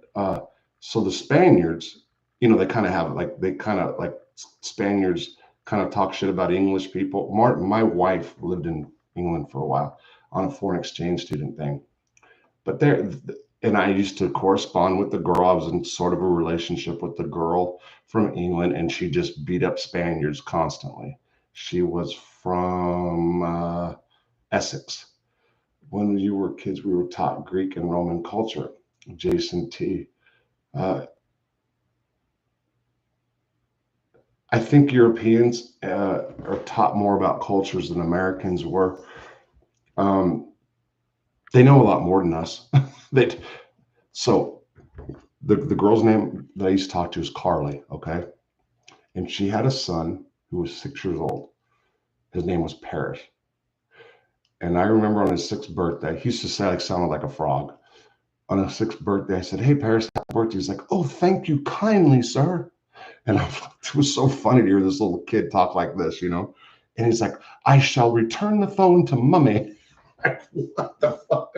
You know, yeah, it was pretty awesome actually. Yeah. Yeah, absolutely right. Can't disagree. Part of the reason I had to extort some elbows. Okay, wait. Same thing here. Okay, our grandfather rounded him back up. Same thing here. When we were kids, we were taught Greek and Rome. M. Coop, you're absolutely right. Can't disagree there. Part of the reason I had to extort some elbows. David S. Cameron, Latin taught here in England. Okay. M. Coop 25, laugh my ass. Even though I gave them credit, you fight one, you got to fight all 30. They just appear. It's crazy. You'd be fighting like 2 or 3, then 10 show up. Jason T. Great expression of words. I totally agree. Where's your wife sleeping? Yeah, she's been sleeping since 11. I certainly hope so, David. It's like 2 a.m. over there, isn't it? David S. Cameron. Yeah, but so I am. She goes to bed early because she works like an hour away on the weekdays. On the weekends, it just depends. Like tomorrow night, she's gonna stay up for freaking till she'll stay up. She'll be up right now tomorrow night. And Coop, we had to press them on my birthday on Arthur Avenue this year. Big facts they don't learn. Although I did have some blacks with me. Al Dante, David, shut up. Don't be disrespectful to Rob or his wife. No, it's cool. It's that David. It's I ain't tripping. LOL. Shit. Hold on. Damn. Oh my God. Okay. What time do you meet Benny? Okay, I'm gonna tell you something in a second. Damn. Okay, so there's a lot of comments I'm missing. Same thing here. Okay, you gotta go, David. Where's your wife? That's okay. I ain't tripping on that. I mean, she comes on, so she puts herself out there too. I mean, she doesn't like me. She doesn't like the drama, the mob tube drama. She didn't like the clown videos, my favorite fucking ones. I want to get on and sing and talk shit. I love it. I ain't gonna lie. But she says it's bad energy. Laugh out loud. All they have is the hardest heads in the world. I don't think he was being out of order. Now, a lot of people think the opposite, but what you said is 100% extort albums. This is coming from someone who has the clickbait video with nothing but lies. GT, I don't know what you're talking about. The internet is a hell of a drug. Yeah, asking a question is disrespect.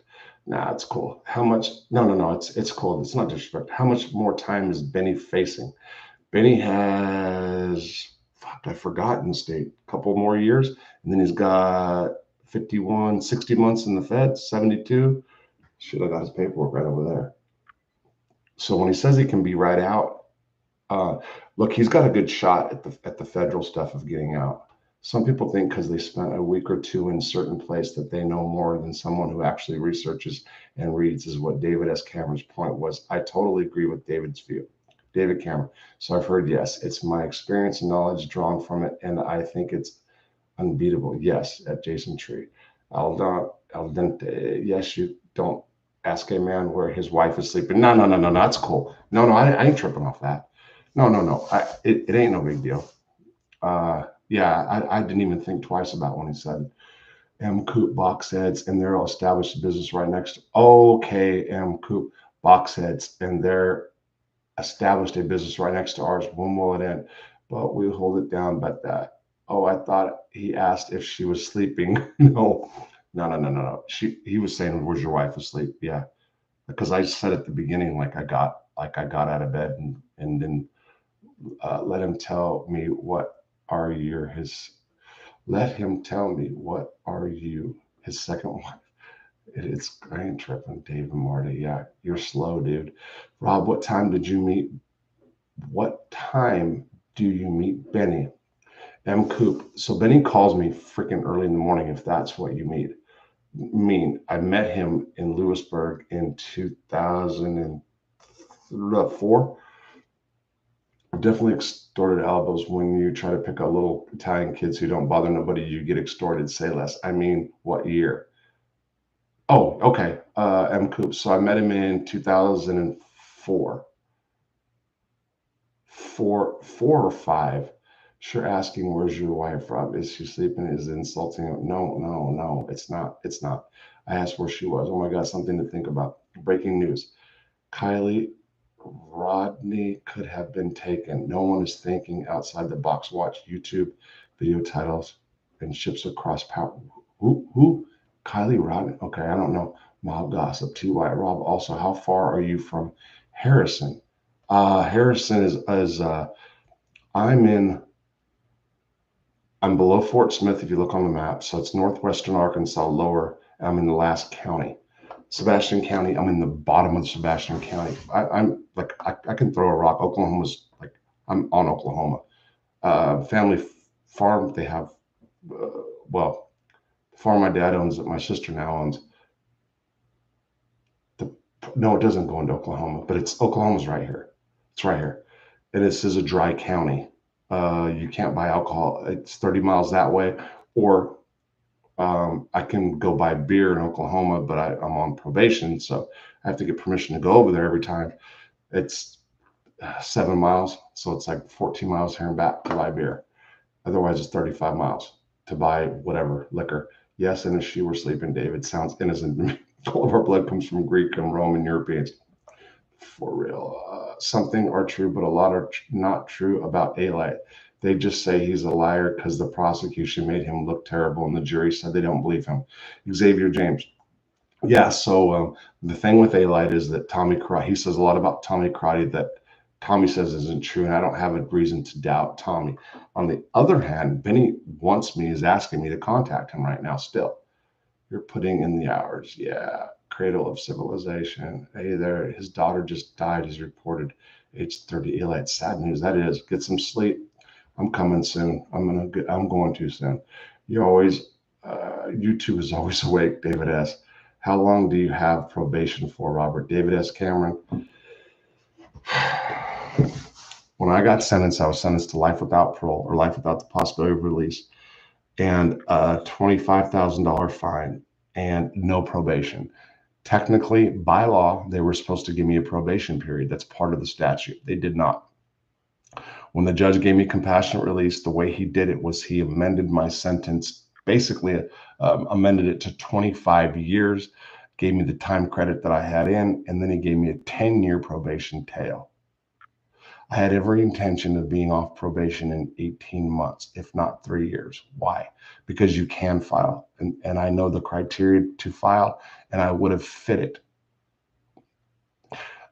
The problem was I didn't. You have to do like community service too, and I had there's a juvenile center right where I go take my side by side. So I know people that work there, and I can get in to speak to juveniles tomorrow.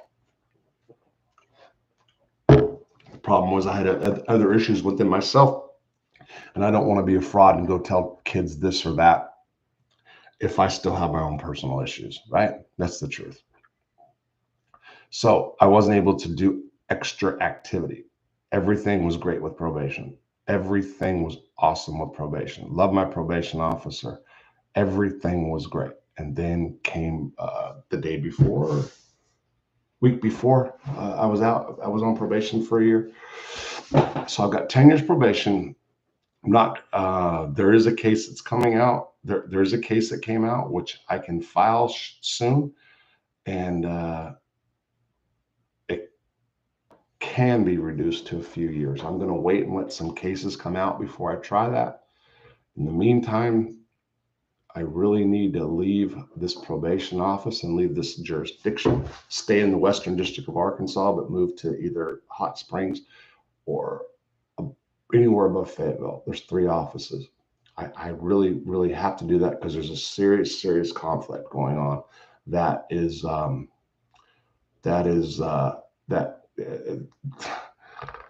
that's fucked up. Yeah. How long do you have probation? Tony Pizza ran all the poker machines. I don't know anything about Tony Pizza. Just a heads up. I'm lit. I wish all the best for you. Michael West, I'm lit. Okay, don't be a Jimmy. Shout. Hi, Rob. Sorry I'm late. We'll watch from start. Scum of Mob to General Exposed. Jason Tree Persico is Columbo. Yeah, who said this? Did I say Persico? David Cameron saluted above, and you ignore me, greeted the others. What gives, David? If you can't find forgiveness in your heart, I'm certain it'll make it. Please, Rick. I lived in Spain. Okay, David, in a year in Venice. Ford factory. Millions of English live in Spain today. Almost colonized the Costa Brava. Okay. Tony Pizza is a foul person. Montauk, what's up? No, that's Nunzio. What's up, Nunzio? You didn't salute me. Can you please lay off with it? Thanks. Thank you, sir. David Montauk, David Cameron. I did scroll. It was my first comment. David, long time no see. That's Montauk, Dason Tree. Spain is good, close vacation spot for inland. Dorian Yates, the great Olympian bodybuilder, lives there. Okay. So my wife is from Catalonia, and where I would be 6 months. The goal was for us to live there 6 months out of the year. Okay. That's the goal. Why? Because also I'd get free health care there.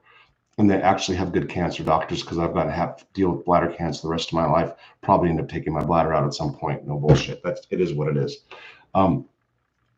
They do have really, really, if you're sick, if you got serious problems, heart, cancer, it's good.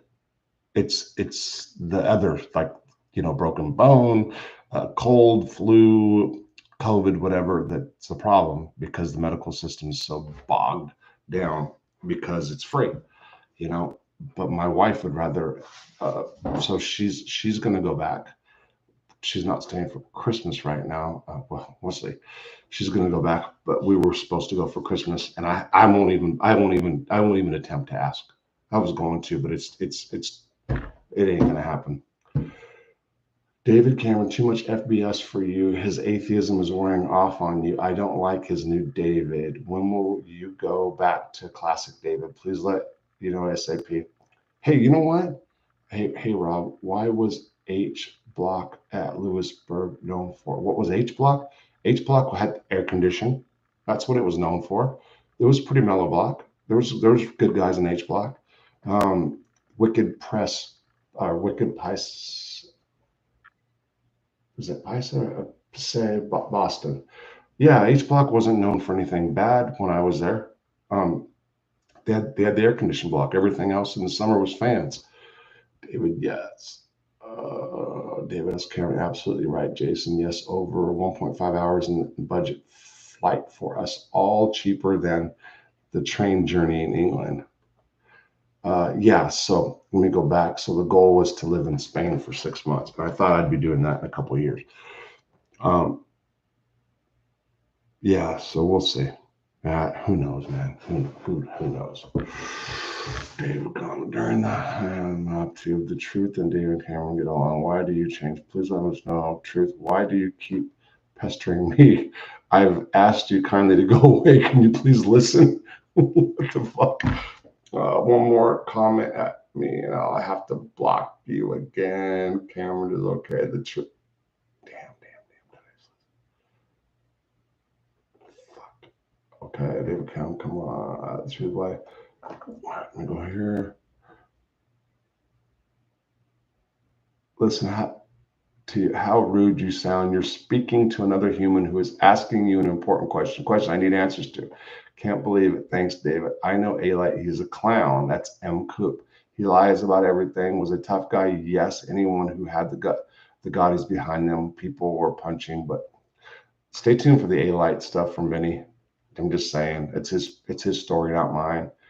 Sorry, David Cameron. My experience had to level. I don't go on all these mob shows. I like Rob's show because I feel he's honest and tells a good story. I love to grab a beer with you, Rob. LOL, and pick your brain. Yeah. I would too.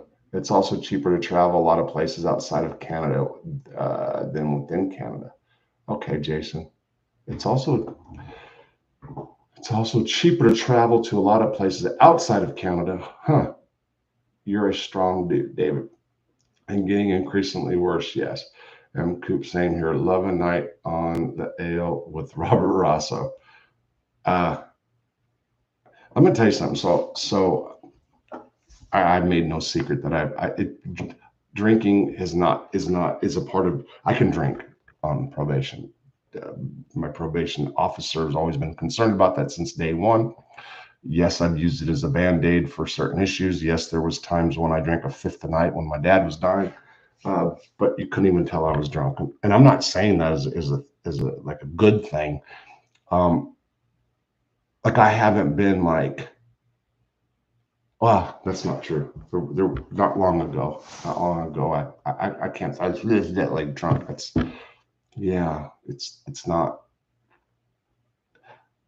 It's not where I'd want to be either. You know, I mean, maybe if I was out or something. I've got a wife who doesn't drink, who just and I don't really. I know people here, but I don't have like friends I hang out with, which is good right now. If you like to grab a beer, just say no to drugs, or maybe just kidding. Michael Weston, say no to drugs or just kidding. Yeah, okay. Depends on what are you part of the probation office? You keep beating these drug tests. You're diluting them. Fucking piece of shit. Glad you're on, Rob. You have too much to offer, Jay. I should you say no to drugs. Michael, I'm back to that again. I want to tell you, I'm almost to the point, man. I can get like surgeries right now on my wrist since February. I broke it when I was a kid. I was had just bought mountain bikes. Me and my friend were racing down by the beach, and I crashed and I fractured it. Right, got a cast on. I'm 18 years old. Surfed like every day. Didn't put a waterproof cast on, and there was a big swell 2 weeks into my cast. I was supposed to keep it 6 weeks, and I cut it off, and because I didn't want to miss this swell, and it's never properly healed. Then I've broke it. I've fractured it again right here, and for sure, like I haven't been to the doctor. I'm saying for sure, I will go soon. I have to deal with it because I keep bumping it, and it kills me. They're gonna want to re-break it or do something because it's fucked up.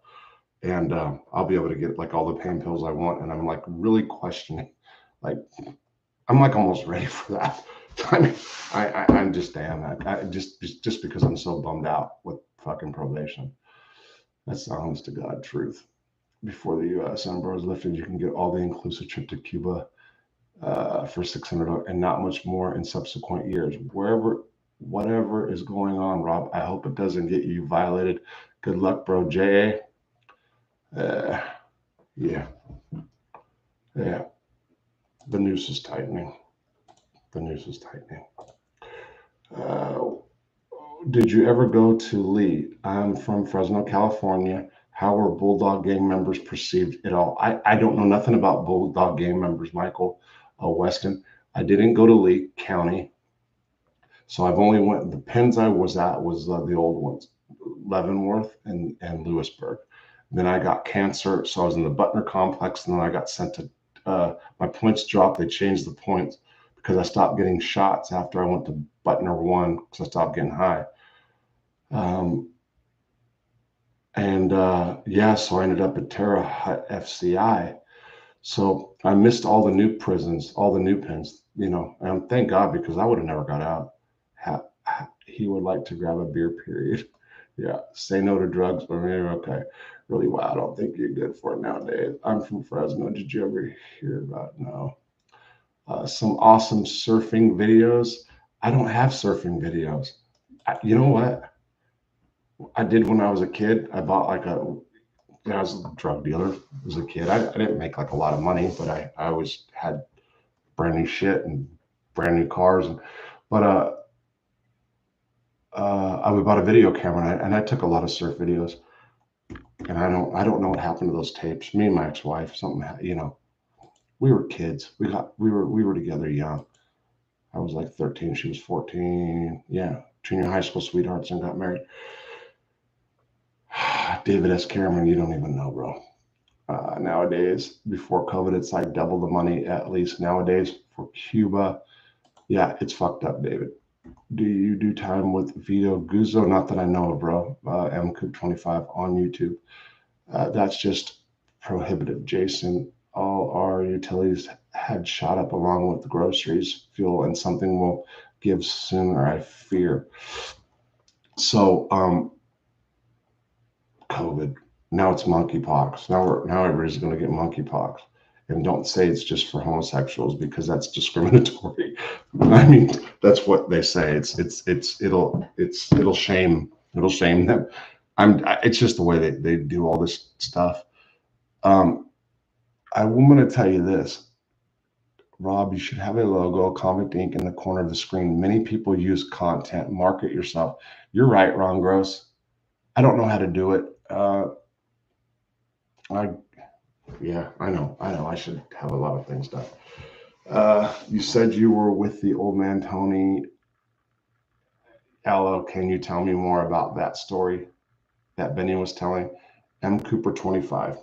Tony Aiello. Let me do this. I got to do Mob Monday about Tony. Okay. I keep saying I'm going to. Look, there's not a whole bunch. Tony Aiello was a class act. I liked him. He liked if there was trouble, he liked to pass the buck. Like Benny said, so the cop came in and they found like too much spaghetti. And he's like, I got it from the commissary. And he's like, no, you can't. Well, ask him Marcelli. Threw it right off. And yes, he did get robbed. And, you know, so he was in his 60s, not 70s. Corky lived with him, I believe, is an Italian guy from New York. And I wasn't in the block yet, but yes. So Tony had his hand in. Tony is well, I'm going to say it on the story. You know, he's still dealing drugs. He got busted, or I wouldn't have even said it if he didn't get busted. I know the story. So somebody reached out and told me the story, and I'm going to talk about that. It's not to like rat on and say he's dealing drugs in prison, but it's a known issue. So Tony was dealing. You know, and that's what happened. I think the dude went in there to get heroin or stamps or whatever, but he took his glasses too. And that's what I did a video about Bobby Ray Shields, who's the AB shot caller. That happened in B block. Tony was in B block. Bobby Ray should have done something at that time. He had a lot of white kids that looked up to him and could have had something done. But for whatever reason, he did not. And then the Italian guys it was brought to them and they didn't do nothing either. Benny Geritano got out and fucking handled it like that. But that's the God's honest truth. Rob, I heard that John Alight's daughter passed away. Albert, I did too. That's horrible. So Benny, I'm going to tell you, like I said, that I was going to have Alight on, and then Tommy Karate wrote. You know, Benny's still like trying to get me to call Alight. I've got his number. I just never called to talk about Benny specifically. But then I could not talk about Tommy. You know. Do you know his Don Anthony? No. M. Coop message retracted.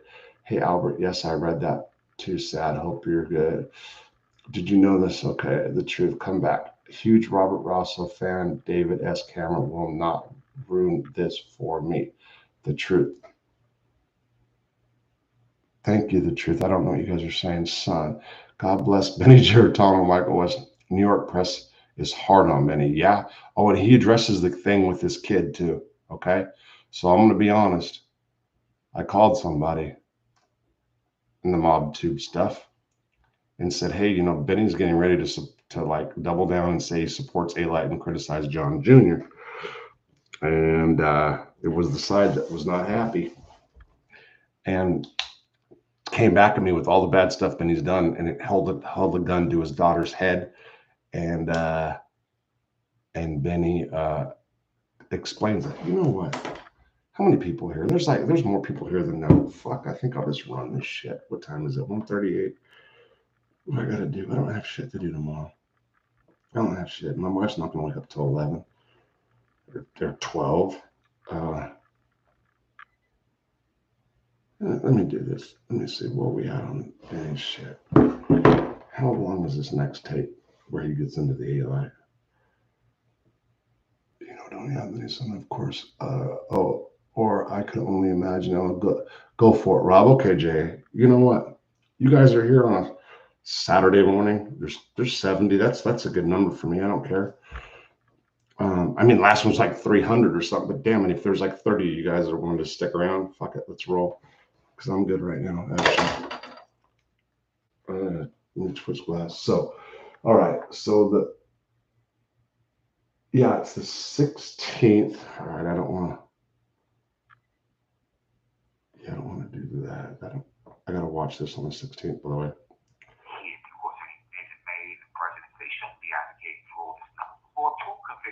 You can't make a bad ball good. Okay, in my case, they had no reasonable probable cause to arrest me. The police officer lied. He committed perjury. He tried to file a fake felony complaint saying that this is your first go identified. That's a bad ball from the door. That's a bad shirt. You can't make a bad ball good. You can't say, well, we got you indicted. We got you convicted. Yeah, you got me indicted. You got me convicted. You don't have no word. So if a man comes and talks to you and says, I give you my word, don't worry about nothing here because wait a minute. I think we just went over that one. The 16th right here. Contact me, saying huge stuff coming out of the Bureau of Prisons, bro. I got a guy. Now there's 3 of them, and 2 of them are still working. One of them's getting ready to leave. All institutions in the Federal Bureau of Prisons get locked down immediately. Kathleen Hawk and you guys can hear that. Specifically wanted to talk about him. Okay, I didn't. You didn't hear that what I said to Benny about what's coming. So let me see what I'm doing. Here we go. Hold on, I'll tell you right now. I can get an idea. Hold on. So we talked for 17 and a half minutes about just. Then this is what I do. 10 minutes, maybe. Okay, let's shoot it. He said, "Let's go." So here we go. This is how it goes. Robert Ross of Convict Inc. I'm on the phone with Benny Geritano. So Benny, yesterday I did a live. I mentioned 2 nights ago. Here we go. I was possibly going to have John A-Light on, and I specifically wanted to talk about him. A-Light's kind of a hot figure because there's a lot of people that hate him in the mob genre because of the rat, this and that. And so what do you have to say about it in general? They want to know why you would go to A-Light, by the way. Like, there's been So I'm going to tell you. I know the guy 35 years. You know, Howard Johnson, thank you. You know, these people did this guy wrong in a lot of instances. You know, similar things that were done to me, but it was done to me like 50-something guys. You know. Okay, Howard. And he said, you know what? I know this guy 30-something years. You know, I'm out here on the street. I'm everywhere. These people are. These people are fellas. They don't do something, and he's out there. And he said, you know what? How can I help this guy who that didn't destroy his life the way he destroyed mine? You know, I mean, that's 50. So, and he really has been trying. I mean, this guy has been, they call this guy a rat. This guy's trying to help me get out of prison. I mean, whatever he did for the reason that he felt he needed to do. You know, the way they all feel that they do the things for the reasons that they feel they need to do. MRE was on with Angel tonight. Stop the press. Stop the fucking press. Hold on. Hey, David, as much as I feel, of course, or I could do imagine. Go for it, Rob, David, Cameron, everyone. Hit the like button. No reason why you can't do it. Help this guy out. Thanks. 53 likes or 76 people in. Okay, let's go, Rob. There'll be a lot of people watch the replay. Yes, you're right. I'm going to play it, and this is getting into it. God bless the faithful departed. Hope MRE comes back soon. I'm only up by chance at 7:04. I imagine most of us Euros are asleep. MRE was on with Angel tonight? JA, are you serious? MRE was on with Angel back last night, Michael. 2:30 here in NYC. Okay. I would have sent this via Patreon, but live feed. Howard Johnson, thank you. Okay, I've got to get that Patreon. So I don't want to run it on YouTube. I got to do it a different way. I've been looking at that for 3 days and I can't get it figured out. So I have to wait till Mara does it. Hopefully, I think we're going to try to get things knocked out tomorrow with the t-shirts and that, and then go on and look to the other companies for t-shirts. I got to get something up right now. Kind of hard to hear this guy. The truth, it's kind of hard to hear Benny. When I'm good, I'll check him out. Okay, Albert, the truth.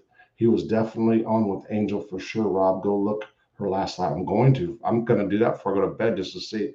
I missed Angel's life. Why is that news that MRE is on Angel? M Coop 25 because it would be. So I saw M. Oh shit! I'm sorry. No. Okay, no. I got confused. I thought you were saying FBS was on with Angel. Okay, I got that screwed up. So MCoop25, you're absolutely right. Thank you. It's the weekend. Fuck it. Hey, haha. Okay, I'm trying to find out. Laugh out. Okay, Robert. Yes, the guy on the phone, not you. Loud and clear on your end. Okay. FBS would never. Okay, yeah, Dave, same here. I'm just going to relax and watch TV. All right, here we go. I saw FBS begging for money last night, by the way, on vacation, talking about how much money he was spending in hotel rooms, and then like saying, why doesn't people sending me money? I got the Chris.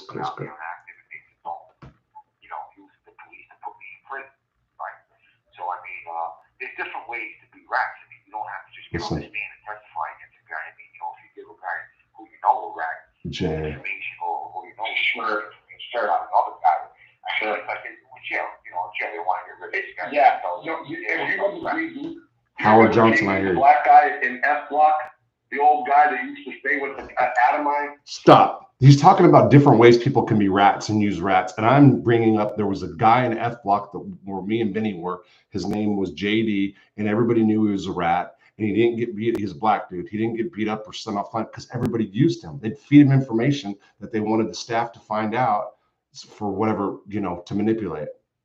FBX looked yellower and yellow. Yeah, I can't make a bad bald good from quote hello there. Okay, so anyway, that's what Benny's saying, and he's bringing it all like into the mob nowadays. Like most of them are rats on the street. That's what he says. He was like everybody knew he was a rat, so everybody was getting information. To take out their enemy, to take out their enemy. This is something that goes on every day. I mean, I never did anything like this. I think it's disgusting and it's a disgrace. And I personally believe that these people are a disgrace to the Italian race. I mean, because in anything that you look at, people try to either glorify the mob, make humor of the mob. I mean, you got Rudy Giuliani who actually destroyed the mob. I was watching a TV show the other day, and he has a show called The Wise Guys. Did you know about that? It's a news show. He's on this channel, Kevin Kelly, and he's got a show, him and these 3 other Italian guys, and they got a show called some Spanish show, and it's called The Wise Guys. They sit there and they talk about, politics and this and that, but the title of it itself is The Wise Guys. So I'm going to be honest real quick. I don't know anything about John Alite other than he was an informant. What I know. I don't care about the background. I'm not asking you this because we're not fine. I'm just saying, like, I don't know nothing about the guy. I know that Tommy Karate is putting out information and detailing where Alite lied on him. But as far as you reaching out to Alite, how did that all come about? So how it came about was I had friends out there that were saying that Alite's doing a show, and I was told that he spoke to somebody close to me, and it was interested in helping me in my situation because he heard of what these people did to me. And I said, sure. If he has, this guy's no longer looked at as whatever he's looked at, and neither am I. I don't want nothing to do with these people. As far as I'm concerned, he's a journalist. You're a journalist. He's saying Alite's a journalist. I mean, that's the way I see it. And, I'm not asking him, hey, go over here and beat this guy up with a hammer or do this or go slap people and go, this is not something I'm asking him. This guy actually hooked me up with A&E, the people from A&E. They want to actually come in from Italy and do a show about these people and what they did to me, what John told them. what went on and what he heard on the street and from his, resources and people that he mingles with. So I think, listen, of course people want to crucify a guy. How come they're not crucifying the people that put me in jail? How come they're not crucifying John Jr.? He's in Long Island. They're paying to waste the base and mansion. John Jr. John Jr. Real quick, John Jr. When we were in Lewisburg. Who was? Listen. We knew John Jr. was a rat when we were in Lewisburg. And these guys told me when he came to this prison, they were expecting him to come to the prison. These Jimmy Ides and all these other guys that were there, these farmers. They're like, Junior comes here, you can't do nothing to him because he was a skipper and boss, and his father was a boss. And, we know you won't hurt him because you got paperwork on him that him and his father wanted to kill you over Bobby Blue Yellow and all this nonsense. And I said, well, listen, whether he's there or he's dead, though, he's not staying on the yard with me. I mean, who stays on the yard with people who want to kill him? I don't know. They really did want to. So I didn't know that was factual. They wanted to kill you. Sure, they were taking his back. They didn't care if he was a rat or not. They said, if this guy comes here, he can't do nothing. No. John, the Gottis, they had it out for you. Well, yeah, because they thought that my uncle. Okay, so real quick, you guys. So when Benny was at Lewisburg, when he gets there, there was people that thought that John Jr. was going to end up at Lewisburg. There was a contract, Benny says, taken out on his life that the Genovese family was supposed to do it, but John Gotti Jr. Had him sit down and said that the Gottis would do it if the Genovese didn't. He talks about this in details at some other point. Danny Fama was basically even though he didn't have the highest rank, Danny Fama kind of ran the Italians for sure. And I like Danny Fama. And we talked. He had a manuscript that I read. He actually was a good writer, and I don't know why he didn't publish the book. They told Benny that if John Jr. shows up, that Benny can't do nothing to him. And Benny's like, "What are you talking about? This guy took a contract. I mean, you think we can't both live here." So that was a big issue. There was always an issue with Benny and the rest of the Italians because one man mob. I don't know what to say, but that's what he's talking about. Okay. Yeah. So, they have little paperwork on that, and, meetings, 302s, and commission meetings, and all kinds of, the critical group that don't exist, they got commission meetings, they got, government 302s, but they don't exist. So, but we got these papers, and, where he was telling them, who he's telling, Jimmy Ides' crew, Stevie Mad Dog crew, that they were going to kill me, and that they wanted them people to kill my Uncle Preston for doing what we didn't even do. It came out years later that it was the Eppolito and the Caracapita, the cops, the two cops, they wanted to kill us. So, when I seen one of my guys that I used to, that I was under, I said, how come I don't even get a retirement, like a 401k plan, a gold watch, and fire me? When I killed the guy down, came out and killed the guy, do I get an apology? The fuck out of it, before I drill you all this fucking place. Excuse me. So in the meantime, people want to say, hey, like, this one, that one. Hey, listen, Sammy the Bull's out there in Staten Island. Everybody hangs out with his family. Gas pipe, this guy went bad. Guys hang out with his family. Gas pipe was a crackhead. There's another guy, I don't want to get off the topic. We'll talk about this, hey, like, this junior. So they knew this junior was a rat for years, and nobody still knew nothing. So they selectively choose who they want to condemn and who they don't want to condemn. Now, if you're one of them, you're one of their family members, you're one of their uncles, nephews, grandfathers, it's okay. Understand? They always look for a reason to justify it. And that's what this is about. That's why we're doing the show. We're doing the show to expose this. We don't want people out there. Respect these people. They are douchebags. Understand what a douchebag is? They're fucking douchebags.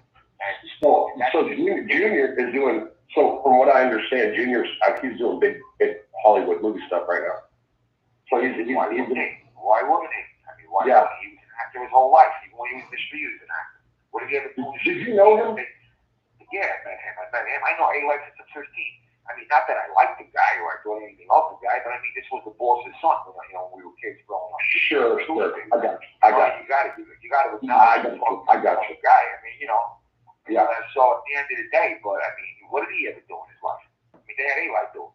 Nobody can, let me tell you somebody else. Don't let these people bullshit you and say nobody knew him, nobody this, nobody that. When that kid was around and when the father was home, when the father was in fucking power, that kid he was the fucking hand of the fucking king. You ever see the movie The Game of Thrones? He was the hand of the king. Anything they wanted him to do, he did.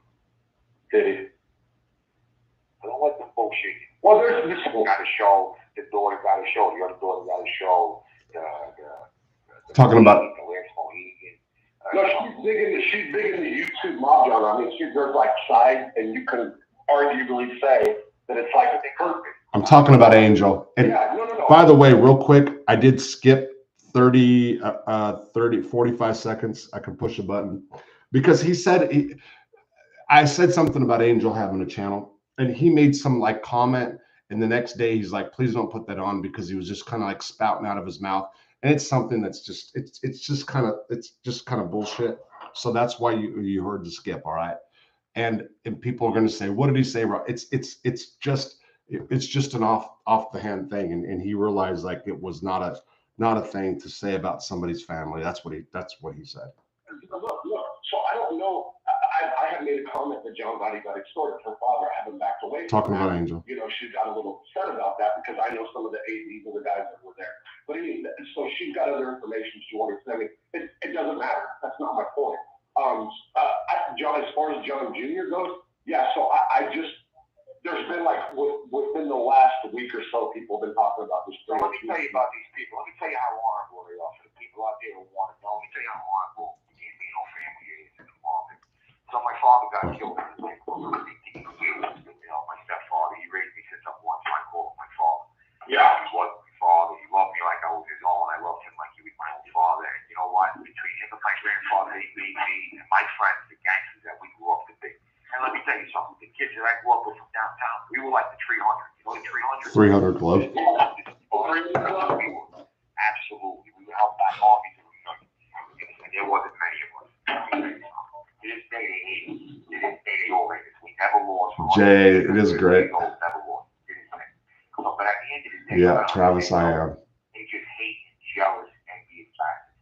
And you know, my father, my stepfather, one of these people. And when my stepfather got killed, let me tell you how low and blind these people are. My mother was a widow with 3 sons, and my mother was a young, beautiful woman. Yeah. These people robbed the funeral money. Can you imagine that? You know the funeral money. You know when a person dies, people come and they say, "Oh, let me give a donation. Let me give a donation. You know, for the cost of the funeral, the cost of this, cost of that." These people robbed the funeral money from a widow with 3 kids, 3 little babies. My brother, well, I was 15. My other brother was 8. My other brother was 4. You call these people honorable? They're a disgrace to mankind. Wait a minute. Wait. Stop. You were that age when he died? Well, my father got killed. I was 15 years old. Yeah. Your biological father. Listen to this. I call my father. You ready? Oh no. I know that, but I thought your stepfather, it wasn't that long ago that happened. No. My stepfather got killed in 1988 in a nightclub. So I thought he was doing time when we were doing part. No. That's Jerry. That's Jerry. Jerry's been his biological father. Another Genovese douchebag. I don't even talk to him. That's his father, Genovese douchebag. Let me tell you in the whole world why I came off the business. Because when the Genovese heard that I was in jail and I was trying to get him to help me, they told him, if you help him, you can't come around us no more. Who is the guy? Huh? Who is the fellows? Stevie Gallo and Al Gallo. 2 douchebags. Stevie Gallo and Al Gallo. The guy you threw off the business. Who did you throw off the business? Oh, my father, Jerry. So, real quick, this is going to end. Benny threw his father, Jerry, his biological father, at a visit because Benny was telling him that Stevie Mad Dog, the Genovese, is the reason why he's there, and he wanted his father to help him. And he was told by other Genovese guys, if they tried to help him, that he could no longer go around him. That's what Benny is saying. Your biological father.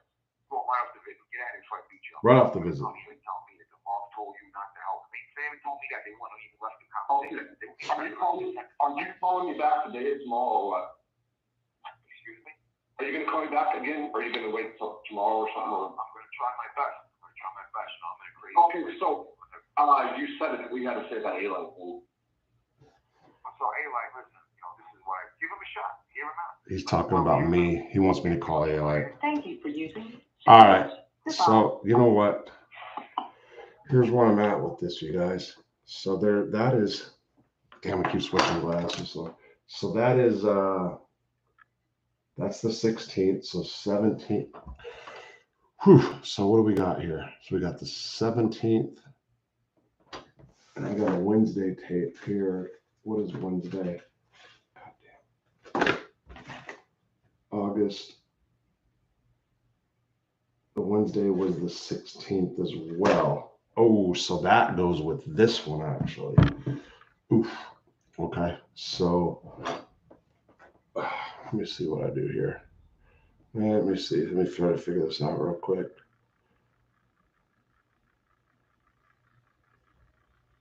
Okay, this is Robert Bosco Comic. It's August 17th, almost 12 o'clock. And I'm on the phone with Benny Geritano. So this goes right afterwards. I haven't even posted it yet. I told the guy Listen to this. That's also a content creator on YouTube about you coming out. You're going to basically double down on talk about A-Life, meaning why that you believe I should talk to him, or why it's not a problem for you to go through A-Life with the story, whatever. And I mentioned that you said something about Sean Jr. This guy is friends with John's sister Angel, and he called me this morning and basically was insinuating that I might not know you well enough. And he said, did you know Benny Geritano held a gun to his 4-year-old daughter's head?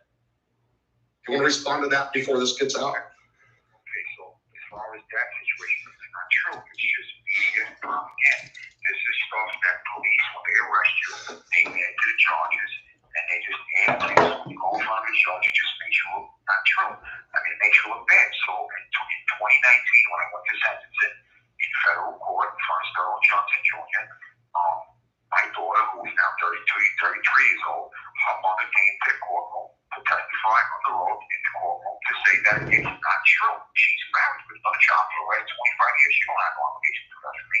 It's not true. When these cops arrest you, they just add and trump up charges to make you fight more and more charges when you go in front of a judge. So where did this come from originally? Like how did this even come about? So what happened was, and this was in the 1990s, my cousin Frankie had an apartment on Ocean Parkway. I had just came back from Florida. I'm down in Florida taking care of a few things. When I came back from Florida, my daughter's mother came to the apartment. She started going crazy because I was gone for 2 weeks.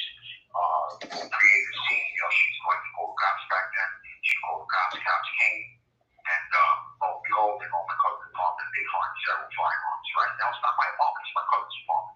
Anyway, lo and behold, they always try to screw back. They dismiss all the guns against my cousin for no sort of search warrant, and then they try to put a gun on me. They can't put the gun on me because there's no reason to put the gun on me. I was arrested in the street, having an argument with them. So they go upstairs. They said it's a reasonable cause that they have to go upstairs is because I used the gun in that fashion. It's not true. My daughter's 33 years old. She can answer that question herself. My mom can answer that question herself. Joseph Anthony Styles. So all the things they put in the press, they could have also put in the press. They killed 6 people. It is not true. Yeah, and I think one of them saying that was one of your, I don't know if it was your father, stepfather. I don't even know. That came up somewhere in the press. I don't even know. I mean, I was tried twice for one murder. Thankfully, Inspector Harris Beauty's always talking about me. Well, here we go. I mean, Sean Matera, this is my co-defendant. His childhood friend, Joey Gross, wants to put Joseph, I am on late. I wanted to get these Benny Geritano tapes out. It doesn't even matter.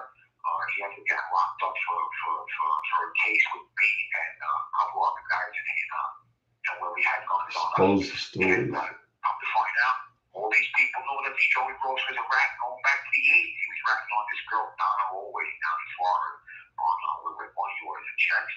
And, this guy came out of prison and they hung out with him anyway. And he caused me 2 murder trials. This guy came to court, testified, and said it was me. Who was in the killed the guy? He killed the fucking guy. Understand, but this is what these people do. They talk, they gossip, and gossip just generates to prosecutors, and what the prosecutors want to tell the judge, and the judge writes what they tell them. And that's why we're here, Rob, because we can dispute all this.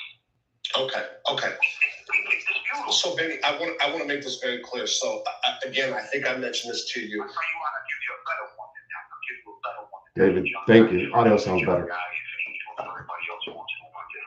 When Nicky Carrazzo came down to home in the United States Penitentiary in 2009, he was there with me. I let Nikki read the letters from my daughter's mother. Okay, she's married to another man. I let Nikki almost started crying. This out here, wipe his eyes, scared, because he said, after they say these things, say these things.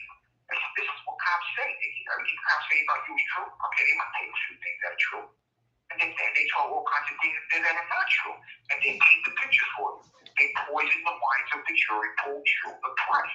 This is what you and I have been saying. Javier, when you say don't let Lee tell you what or who you can talk to, are you talking about me? Now Lee wants to be your friend because he's not friends with FBS. Are you talking to me specifically?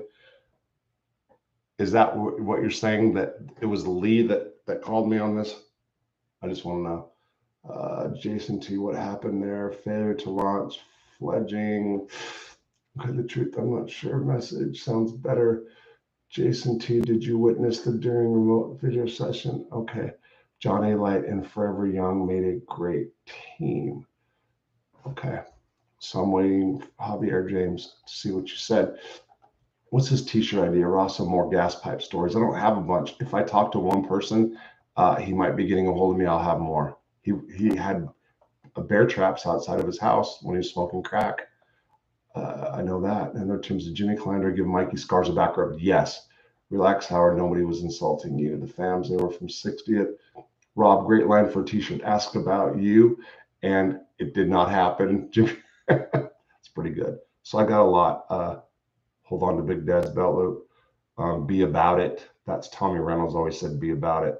I don't know. There's a bunch. Damn, you're up late. Travis, yeah, bro. I am. I'm actually getting a little tired. Sleep is for suckers. You're no longer invited on Angel's show.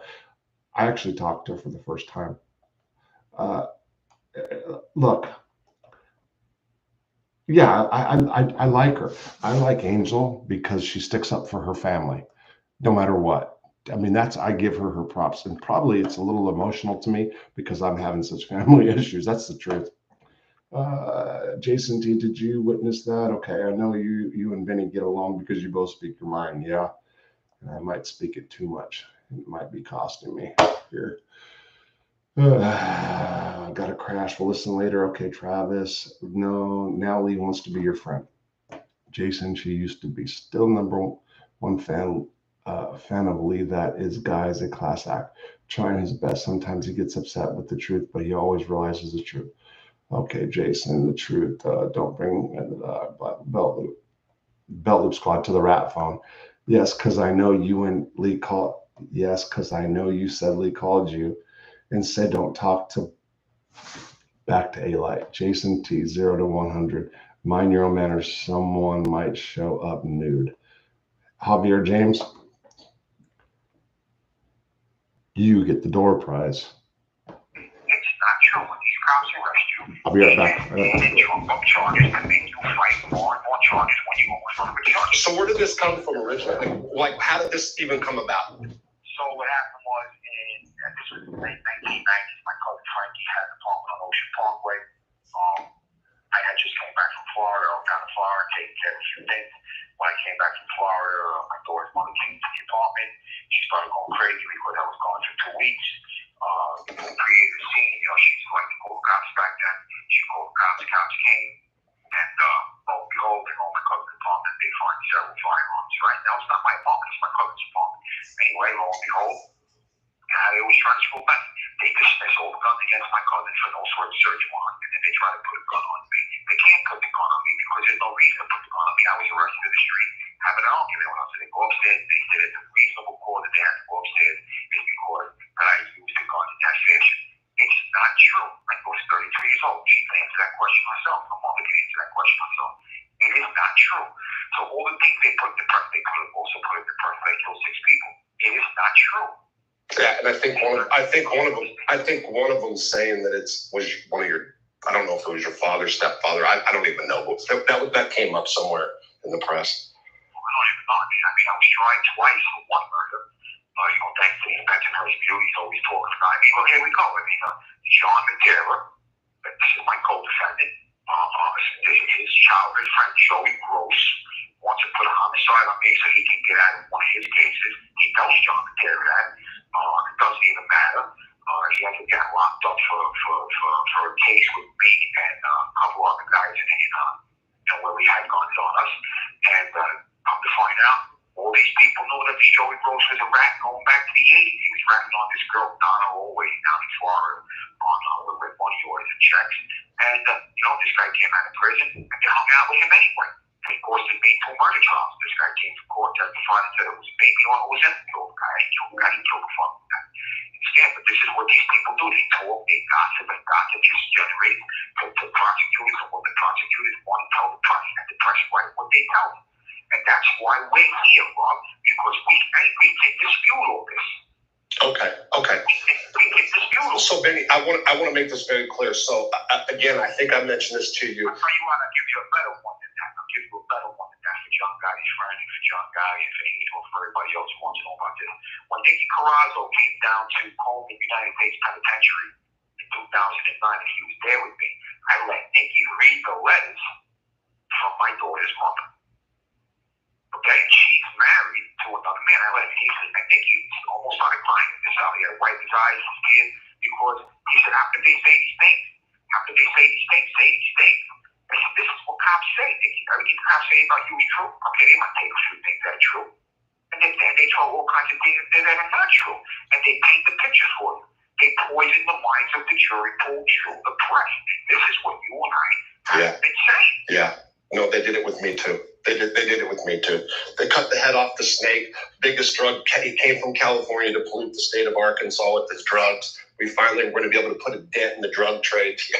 So I get that. They poison the mind of the jury. Listen to me.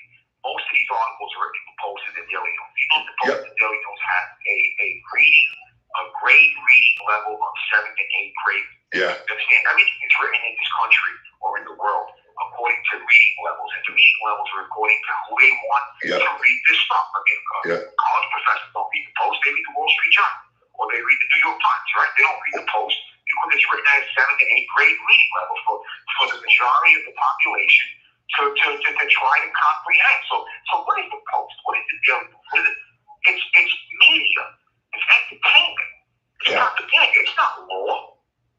Yeah, so let me say something, I'll add about the Post. So I was in prison when Bernie Madoff came in, and they were offering guys at $500 minimum to give them any kind of a story about Bernie Madoff. They sent letters into the prison. I got a letter from them, and I wrote articles back.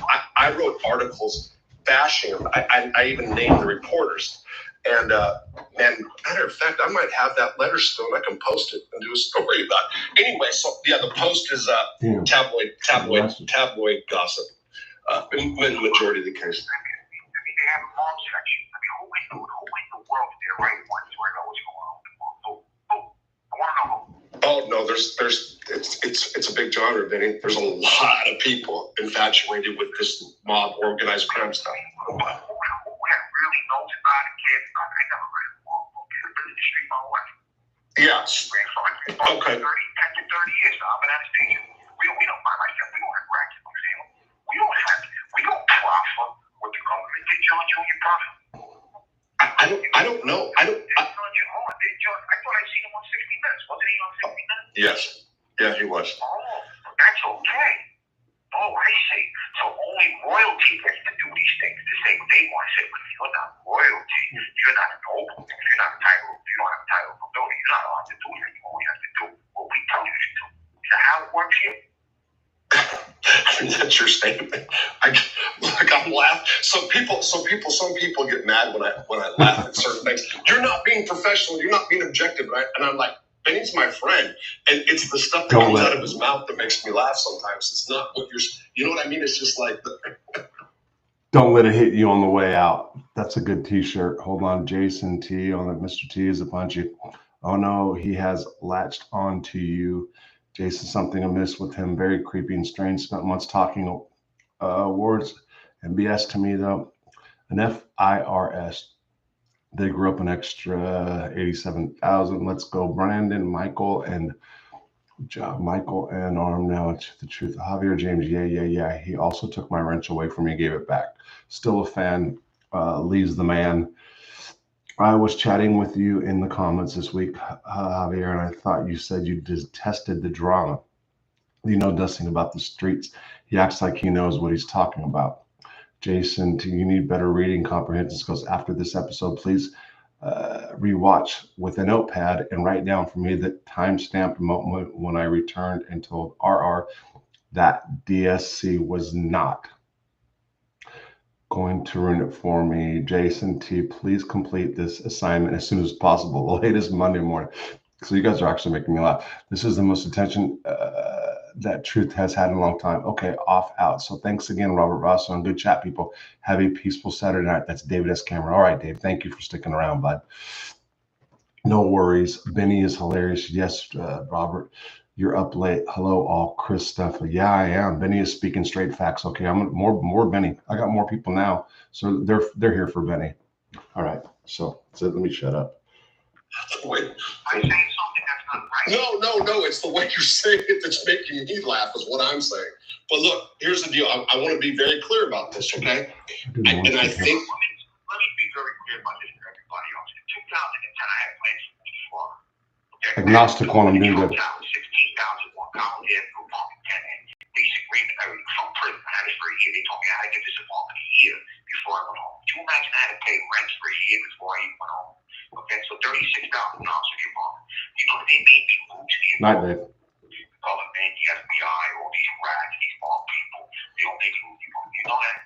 Okay, so and they forced me to come back to New York. Now, if you look at the Federal Bureau of Prisons memorandum, it says anytime a convicted prisoner or BOP inmate chooses to relocate to a jurisdiction other than the sentencing jurisdiction, the Bureau of Prisons, along with the U.S. Department of Probation, must do any and everything possible to ensure that that prisoner's relocation is granted and guaranteed, because the percentage for recidivism is a lot less.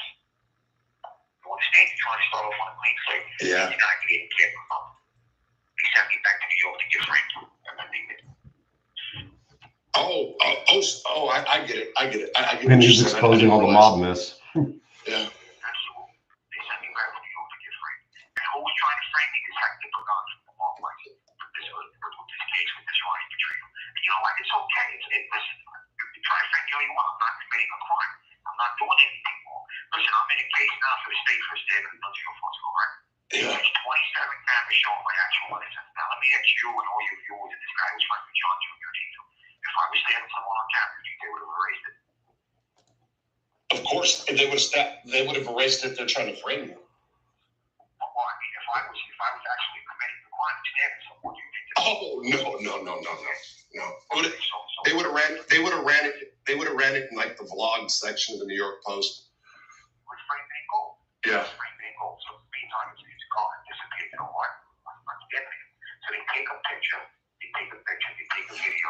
They select what they want. They cherry pick the video, which is illegal. You understand it's illegal, right? Yeah. Because they don't put it on him. But the people that know he's blogged, they're watching, they don't know it's illegal. Oh, the lawyer said it's okay, you can do it. My lawyer told you that you can show illegal, tampered with, cherry-picked, prejudicial evidence to a jury, and you're trying to tell me that lawyer wasn't informed to do that? What reason did they say for not having the whole tape? Oh, the cop said it had no value to the case. There's a tape of the stabbing that Benny's charged for, and they cherry picked parts of it. There's not an ongoing tape. And Benny's lawyer agreed to the cherry picked parts, a still frame probably, and not the whole tape. You're supposed to agree to, a lawyer would want the whole tape if his client's saying he's innocent. That's what he's getting at. Okay, listen, I gotta stop. So I gotta stop you. So I want to be very clear. And I think I've said this to you before. There is this mob genre called Mob Tube, and there are sides on it, okay? They're split down the middle. The gaudy side, I would say, I think that's safe to say, Angel is in charge of that. I think that's safe to say. They are really well liked, okay? So you have now... I never said they won. I never said they... No. I know you never said... I know. No. Here's my point. Jay, you're right. Peter was my friend. We were in jail together. As a matter of fact, Johnny Brains got him put in the hole. Other guy, Johnny Brains. Got this guy putting solitary confinement cigarettes in the trunk. We got Johnny Brains. Let me put it back. Hold on. Let me go back. To my point. Peter was my friend. We were in jail together. As a matter of fact, Johnny Brains got him put the whole other guy, Johnny Brains. Got this guy putting solitary confinement cigarettes in the trunk. We got Johnny Brains. That we were talking about the other day. Got Pete Gotti towing the hole when they were in Loretto or one of these comedians they voted. And Pete Gotti was on John Gotti's senior brother towing the hole. Okay, stop. Okay, real quick. But my point is this. There's an army of people, they're computer savvy, whatever you want to say, that will dig up every single piece of dirt ever on you. So I'm telling you that because be prepared now for people to come and say, Benny did this, like to smear you up. Rob, I don't care what people say. I'm sitting in a cage 22 hours a day. Okay. And I don't care. Look at, and I'm not even saying that bad for Team Angel. I'm saying that so you'll be prepared because all I'm doing is putting your voice out there. There's a voiceless. I consider people in prison. Tommy Karate, you, Reynolds, anybody that has a high value case that wants to come up and talk. You're like the voiceless, so I'm going to give you guys a platform. You understand? So did you guys hear that? What I'm trying to say is this is Benny's Geritano story. This isn't Robert Rosso's story. What Benny's saying is Benny's story. Okay. So I'm saying that anybody that's voiceless in prison that has a story that people are interested in, I'm going to put it on here, period. And then I was telling him that Angel's popular. I like Angel. I like people on that other side too, whatever. No, I talked to her once. I think she was like a sweetheart to me, but she was great. No, we talked about things outside of the mob too. I just talked to her one time. But I wanted to let him know that there are people that stuck up for her. And one of them did come and say Benny held the gun to the kid's head. So I wasn't Angel saying that. That was a friend of hers. So I just want to let him know. That's all. Now, you're saying, Rob, I'm a little confused that Tony, no, I talked a little quieter because my wife stirred when I got up. I'm a little confused that Tony was in Florence ADX. Did they classify it as an FCI now? No, agnostic one. Who said he was in Florence ADX? I never heard of that, but I've only watched SoFlo 3 times in the beginning. Florence has a complex of a few prisons, not just ADX. Florence has a they do have an FCI. They have an ADX, USP, and a FCI, and I think a camp too, right?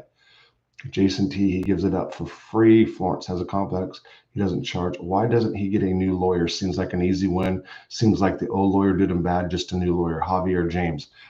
It's harder as you go through more appeals.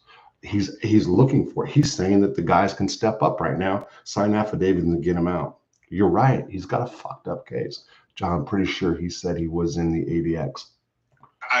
They're computer savvy, whatever you want to say, that will dig up every single piece of dirt ever on you. Wow, it's 222. So I'm telling you that because be prepared now for people to come and say, Benny did this, like to smear you up. Rob, I don't care what people say. I'm sitting in a cage 22 hours a day. Okay.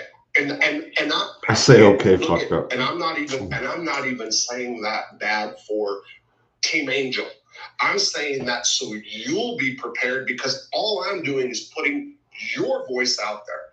There's a voiceless. I consider people in prison. Tommy Karate, you, Reynolds, anybody that has a high value case that wants to come up and talk. You're like the voiceless, so I'm going to give you guys a platform. You understand? I'm not here to justify what other people did and what they didn't do. I'm not here for that. I'm not here to justify what John Halen did to anyone. Okay? All I'm saying is, if they have a problem with him, he's on the street. Tell him. Why fight about it on the podcast? Yeah, all of them. I mean, I'm just saying that, all these people, they sit down and talk, this one's around, this one's around. That's not what I'm doing this for. We already know who cooperates. We already know who testified. But we gotta worry about the ones who are around here who people don't know about. Like these guys who get up in the morning and they splash on their knees after shit like Rocky Balboa. You know, That's the kind of shit that I'm saying. You understand? They splash it out when I wake up in the morning. I splash it out. I want to feel like a jungle rat and be gassy and be scared and shit. I mean, come on. Put it on in the street. I mean, come on. You know, Johnny Brain. This is still Johnny Brain. I know my brain may be a little bit relaxed, but it ain't no dog. Is that what he said? That's what Rocky said. Fuck, Benny. This dude's a riot.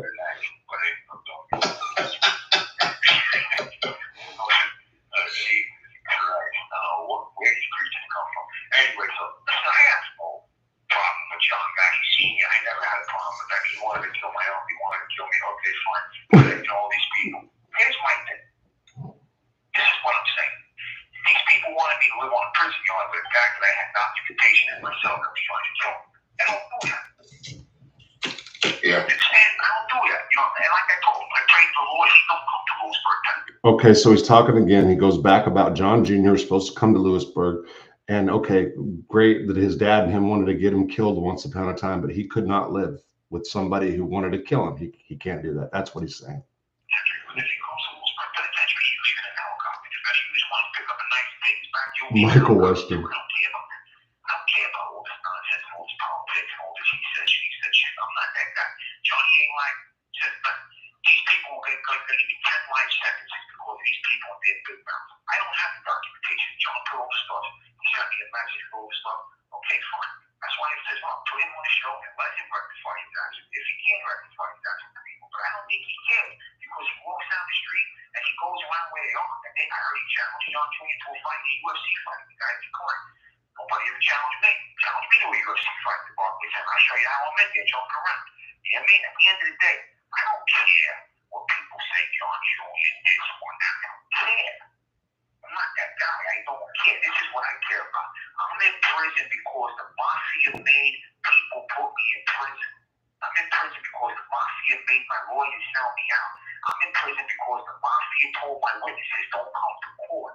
You understand? Let's not get it twisted. Those reports, my daughter, my ex-girlfriend. My ex-girlfriend was such a she was so jealous. If me and my friends were hanging out in the corner, she heard we were going out to a nightclub. She used to call the cops there before these squad cars on the corner. My friends wanted to murder her. Okay? And I said, you can't murder my kid's mother. Who's the fucking fine? And she had the cops raid the corner every night. She's a jealous woman. What do you want me to say? You just can't kill my kid's mother. What are you fucking kidding me? Understand? This is true fact.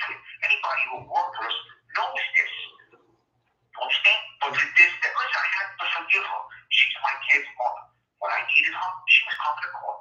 She said, I will come to court and I will testify in the court. And I told Sterling Johnson on the record, she is right here in this courtroom right now today at my sentencing in 2019. She's here.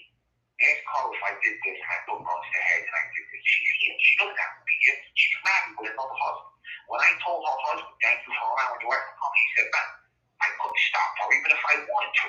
She had a duty and obligation to be there, and she said nobody's going to hold her back. You understand? So regardless of what these prosecutors make these press people say, it's nonsense. It's nonsense. Yeah, look, they said I killed the guy in front of his wife in Tower Park and kicked boys from yelling. I was on Rikers Island when the guy got killed, Mom. Does that mean I killed the guy in front of his wife because the media said it? Right. I understand. If you look at my rap sheet, I'm charged with shooting my friend Paulie Bozio. I didn't shoot Paulie Bozio. The jerk boy shot Paulie Bozio. I saved Paulie's life. I put him on my back. I ran Ocean Park where I almost broke my back and my Michael Weston and J.A. Jog. I'm laughing at you guys. I put him in the ambulance and I went to Central Booker for a week because they said I'm the one who shot. You know, I believe the one who shot. If Paulie Bozio's alive, he's out there, he can verify it. Okay, everybody knows that, but it's on my rap sheet. So if it's on my rap sheet, does that mean I did it? I mean, these people can't be serious. I'm not here to pick a fight with Angel Guy. Hey, listen, Angel Guy, let me explain something to you. Vic, you, Victoria, your cousins, the show you got with the flower and all these other things you got going on. Let me explain something to you people.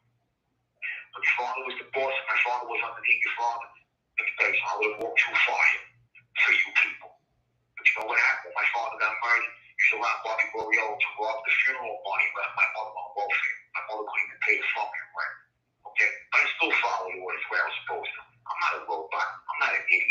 jerk off.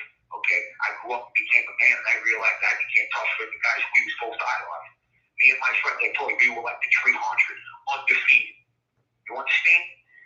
We didn't play no games. We didn't knock on doors. We never put in the beef and went and called guys to go defend us. We broke heads. We stabbed people. We put them in the hospital. And let me tell you something. Everybody else came calling downtown to talk. We never came calling to talk. Understand? We're into action. What kind of action everybody out there wants? Whether it be the guys, the Genovese, the Genovese, the banana. I don't give a fuck about none of you. My name is Benny. I walk down the street anywhere I've ever been called to, I came. And I came with bells on. You understand? And let me tell you something. I don't care if there's 50 here. If I got a magnum on me with 6 shots, let me tell you something. 3 of you got 2 each. I don't give a fuck for the fuck. As long as you care. That's the way I feel. That's the way I always feel. Anybody who knows me knows me. Like I said, we were 300 undefeated to this day, 50 years old. Who wants to challenge me to fucking ring? Okay. What do I say to that? This is your story, Benny. I'm giving you the voice. I'm giving you the platform, bud. You understand? What? No. I'm saying I'm saying okay. I mean, I'm putting everything you say is going to be going out there. So what I'm saying. I mean, listen, I'm not lying. I understand. People around the country know me. I'm in the state of New York. I'm in the worst prison in the state of New York. You know, hey, listen, I don't go to the phone. Hello, Mr. Crip. Can I please get 5 minutes? Or hello, Mr. But hey, who's next? If I can't fit in here, there's a problem coming out of the wall. You understand? That's the way it works here. You know? But at the end of the day, I don't disrespect nobody. I walk soft and I carry a big stick. I'm very respectful. Yeah. I speak to people nicely. I please myself all day. Javier James, he really is. Thank you very much. And you violate, you get crushed. That's the bottom line. Yeah. That is the bottom line. You know, and these people violated. I didn't violate whole life. I followed the life to the letter of the law. You know what? And you used the funky cops to put me in jail. You people violated, not me. John Gotti Jr. got paperwork on him that he wanted to kill me because I killed Bobby Boreal. You wanted to kill me because me and Malcolm killed Bobby. We didn't even kill Bobby Boreal, but you got some pair of fucking balls because your dirt didn't even settle on the guy's graveyard and you're banging his wife. Who did? I mean, it's just insanity. Who did? Wait, what? Stop. What happened exactly? So John Gotti Jr. was put in this beef to kill me and Malcolm Preston over this guy Bobby. Meanwhile, Bobby and him are God-fearing parents to their sons, to their kids. Right? Meantime, Bobby, the dirt didn't even settle on Bobby's casket yet. He was banging the wife Susan, John Jr. Oh, okay, I didn't know. I got it. Yeah, so I mean, so where do you get your dad to go around to visit family games and I kill this guy in my father? And you want you to kill this guy. Why don't you get in the car, get the hand slicer, get the car and pull the trigger? Get the car, hunt this down and sweep the trigger. Right. So you gotta go talk to people for it. I mean, right or wrong? Yeah, I mean, but Vinny, I don't know these stories. I mean, honestly, so I didn't grow up in that life. You know what I mean? So I understand what you're saying, but I don't know the. Let me tell you something. I'm a South Brooklyn guy. Yeah. And if we had a problem with you, we came right to where you are. What's the fucking problem? Yeah. And that's it. You came right to where you want a knife, you need a knife, you want a gun, you want to go in the middle of the street, I'll give you a pistol, we can have patience, we turn around. What do we want to do? Let's not play games here. Understand? We don't play games here. We laugh, we joke, we play, but we don't play certain type of games. We play for keeps when it comes to certain type of games. You know, and I tell you that people that know me know this.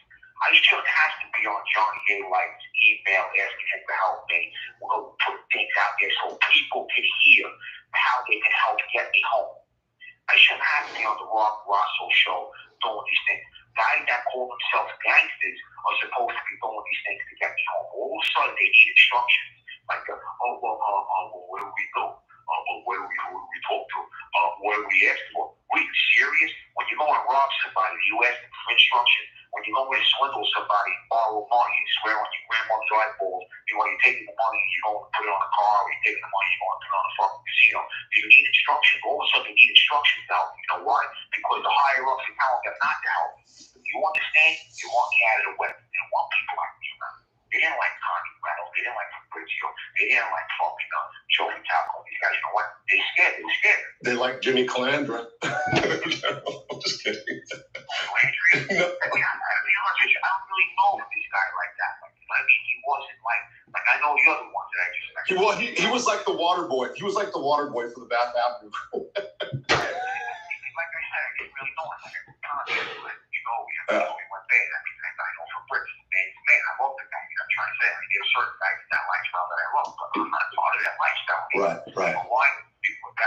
out didn't want me.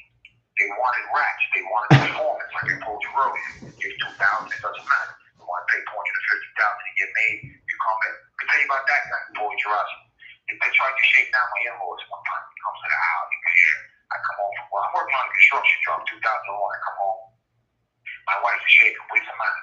Oh, they want to shake down my family. I say, yo, Boy Geritano. I said, boy, come over here. Meet me over here. Meet me over here. I'm with my friend Peter, my rest his soul, and I'm with this kid, John, Woody's brother. I said, John, stay over here, park the car. When you see me grab by the hair, Pete, grab my feet, open the trunk. I got the trunk. Get on my shit, man. Anyway, so we go into the thing. And I said, boy, to me, what's going on? I said, what happened? Drink responsibly, my friends. Michael Weston. Here comes the top. Okay, here comes the top. I hit him with a slap. I grabbed him by the hair. Pete grabbed by the feet. We're trying to get into the trunk of the car. He's screaming, you can't do this to me. You just got made. You just got straight that you can't do it. Anyway, the only reason he didn't make it to the trunk of the car is because all the people in the stores in the area started screaming. They came out to get called the cops. But, you know, so I ended up having to go see his boss the next day. You know, that's what happened. Don't ever send these people to shake down my family. It's my family. You understand? I'm like, this is my in-boss. So I have a kid over here. I don't knock on your family's door and say I'm shaking you down because I respect you. Respect me. You understand? They want to disrespect people and expect people to respect them. It doesn't work like that, bro. Oh, no. Hey, Benny, you made a good point because that's been my whole thing about guys. Hold on real quick. Rob, did you ask Benny about Club Legacy? No, I did not. He talks about the pizza guy. I think it's in the next one, or was it in the last one that the pizza guy, no, that was in the one I did last night. The pizza guy was 43 and screwing his underage sister. He called him a child molester or a pedophile. I'm trying to look at visit. Agnostic one also visits to the probation officer, family, if you're cool, you don't have to do it alone. That's not true. I do it alone. In the family affair, my sister is on probation and same probation officer, and she goes and tries to have me put back in prison every week. Talk about a conflict. Your father was the boss, and my father was underneath your father. I would have walked too far. Oh shit. That's what not. happened? We talked to where we asked for. Were you serious? When you look, John, I ended up having to go see his boss. Okay. The next day. My bad. You know, that's what happened. Don't ever send these people to shake down my family. This is my family. You understand? I'm like, this is my in-boss. 2 minutes left. So I have a kid over here. I don't knock on your family's door and say I'm shaking you down because I respect you. Respect me. You understand? They want to disrespect people and expect people to respect them. Doesn't work like that, bro. Oh, no. Hey, Benny, you made a good point because that's been my whole thing about guys in prison, mob guys. Is like I give credit where credit's due. Like Tommy Karate, he was like a man. I wasn't with him that long. John Stamfa never. These are guys that were respectful but not cowardly. You know what I mean? You made a point about hello, Mr. Crip. Man, it made me laugh because I'm thinking about so many made guys that would go to people in positions of power, like extremely humble. So how about all the people that went against Tommy Karate when he had to beef with his co-defendant, right? And all the guys get bad-mouthed in town. How can you bad-mouth this guy? This guy had his own grave gun. They wanted to get the guy death penalty. He's in jail like a man. He's doing time. Nobody even sends the poor guy money. I stick up for these people. Yeah. They become the bad guy. You understand? Because they like yes men. They don't like real men. They like yes men. Yes, boss. You're right, boss. Okay, boss. Whatever you say, boss. They don't want a guy like me. I'm smarter than them. They're inferior to people that have intelligence. You understand? They want idiots. They want mental morons around. They don't want people that have a little bit of intelligence. I can say, Jay. I'm a professor. I'm not Al Dershowitz. I'm not a woke professor. Right. But I'm an intellectual individual. I read over fucking 2,000 books in my life. These people never even read the Bible yet. I read the Bible on a daily basis. And for all you who got my mouth in your name, my name in your mouth, let me tell you some people. Okay? In the Bible in Matthew chapter 18, verses 20, Jesus told his disciples, so where there are two, You have 1 minute left. where there are 2 or 3 of you gathered in my name, I am in the midst of you. You understand? So when you're talking about me, I'm there in spirit. So just want you all to know that. And that's probably the best place to end for today because you got less time. Praise God. Who knows when I'll call you back? God is great. Keep your faith in the Lord. You know what, Rob? At the end of the day, truth needs no rehearsal, pal.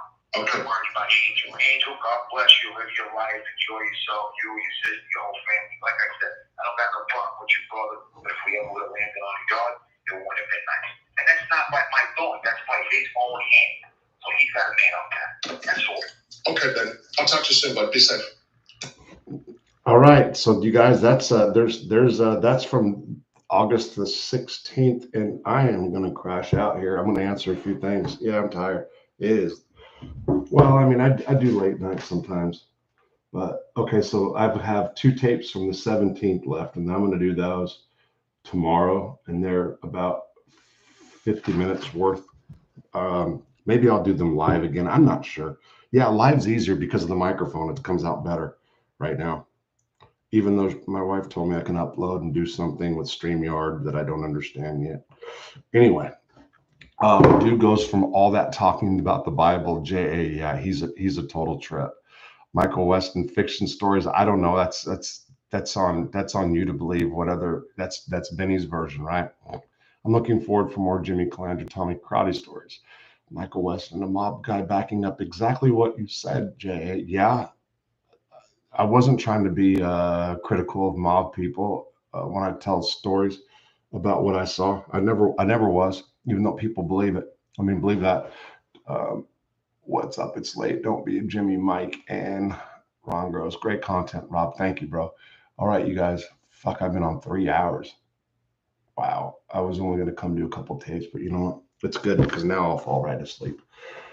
Yeah, so good deal. All right. I appreciate you guys hanging around. I mean, you know, there was a solid like 60 to 70 guys. And like I said, I didn't even know if there's going to be 20, 30, and I didn't care. I was going to run the tape. I was going to run anyway. But thank you guys. I appreciate it. And tomorrow, Bureau prison stuff next week. I don't know. I got to do like a regular prison story. It's been a minute. And I have to do probably Tony Aiello for Mob Monday, or I don't know if I'll do more of these tapes. Benny might call tomorrow because I'm sure tomorrow his people are gonna, if they're not on tonight, are gonna say that I put this up, and there's gonna be all kinds of comments, and you know, and I just want to make it clear this is Benny Geritano's story, not Robert Rosso's. Yeah, I laughed at certain times and said this or that, but yeah. Anyway, good night. Thanks for being around. Thanks for sticking around. Good night.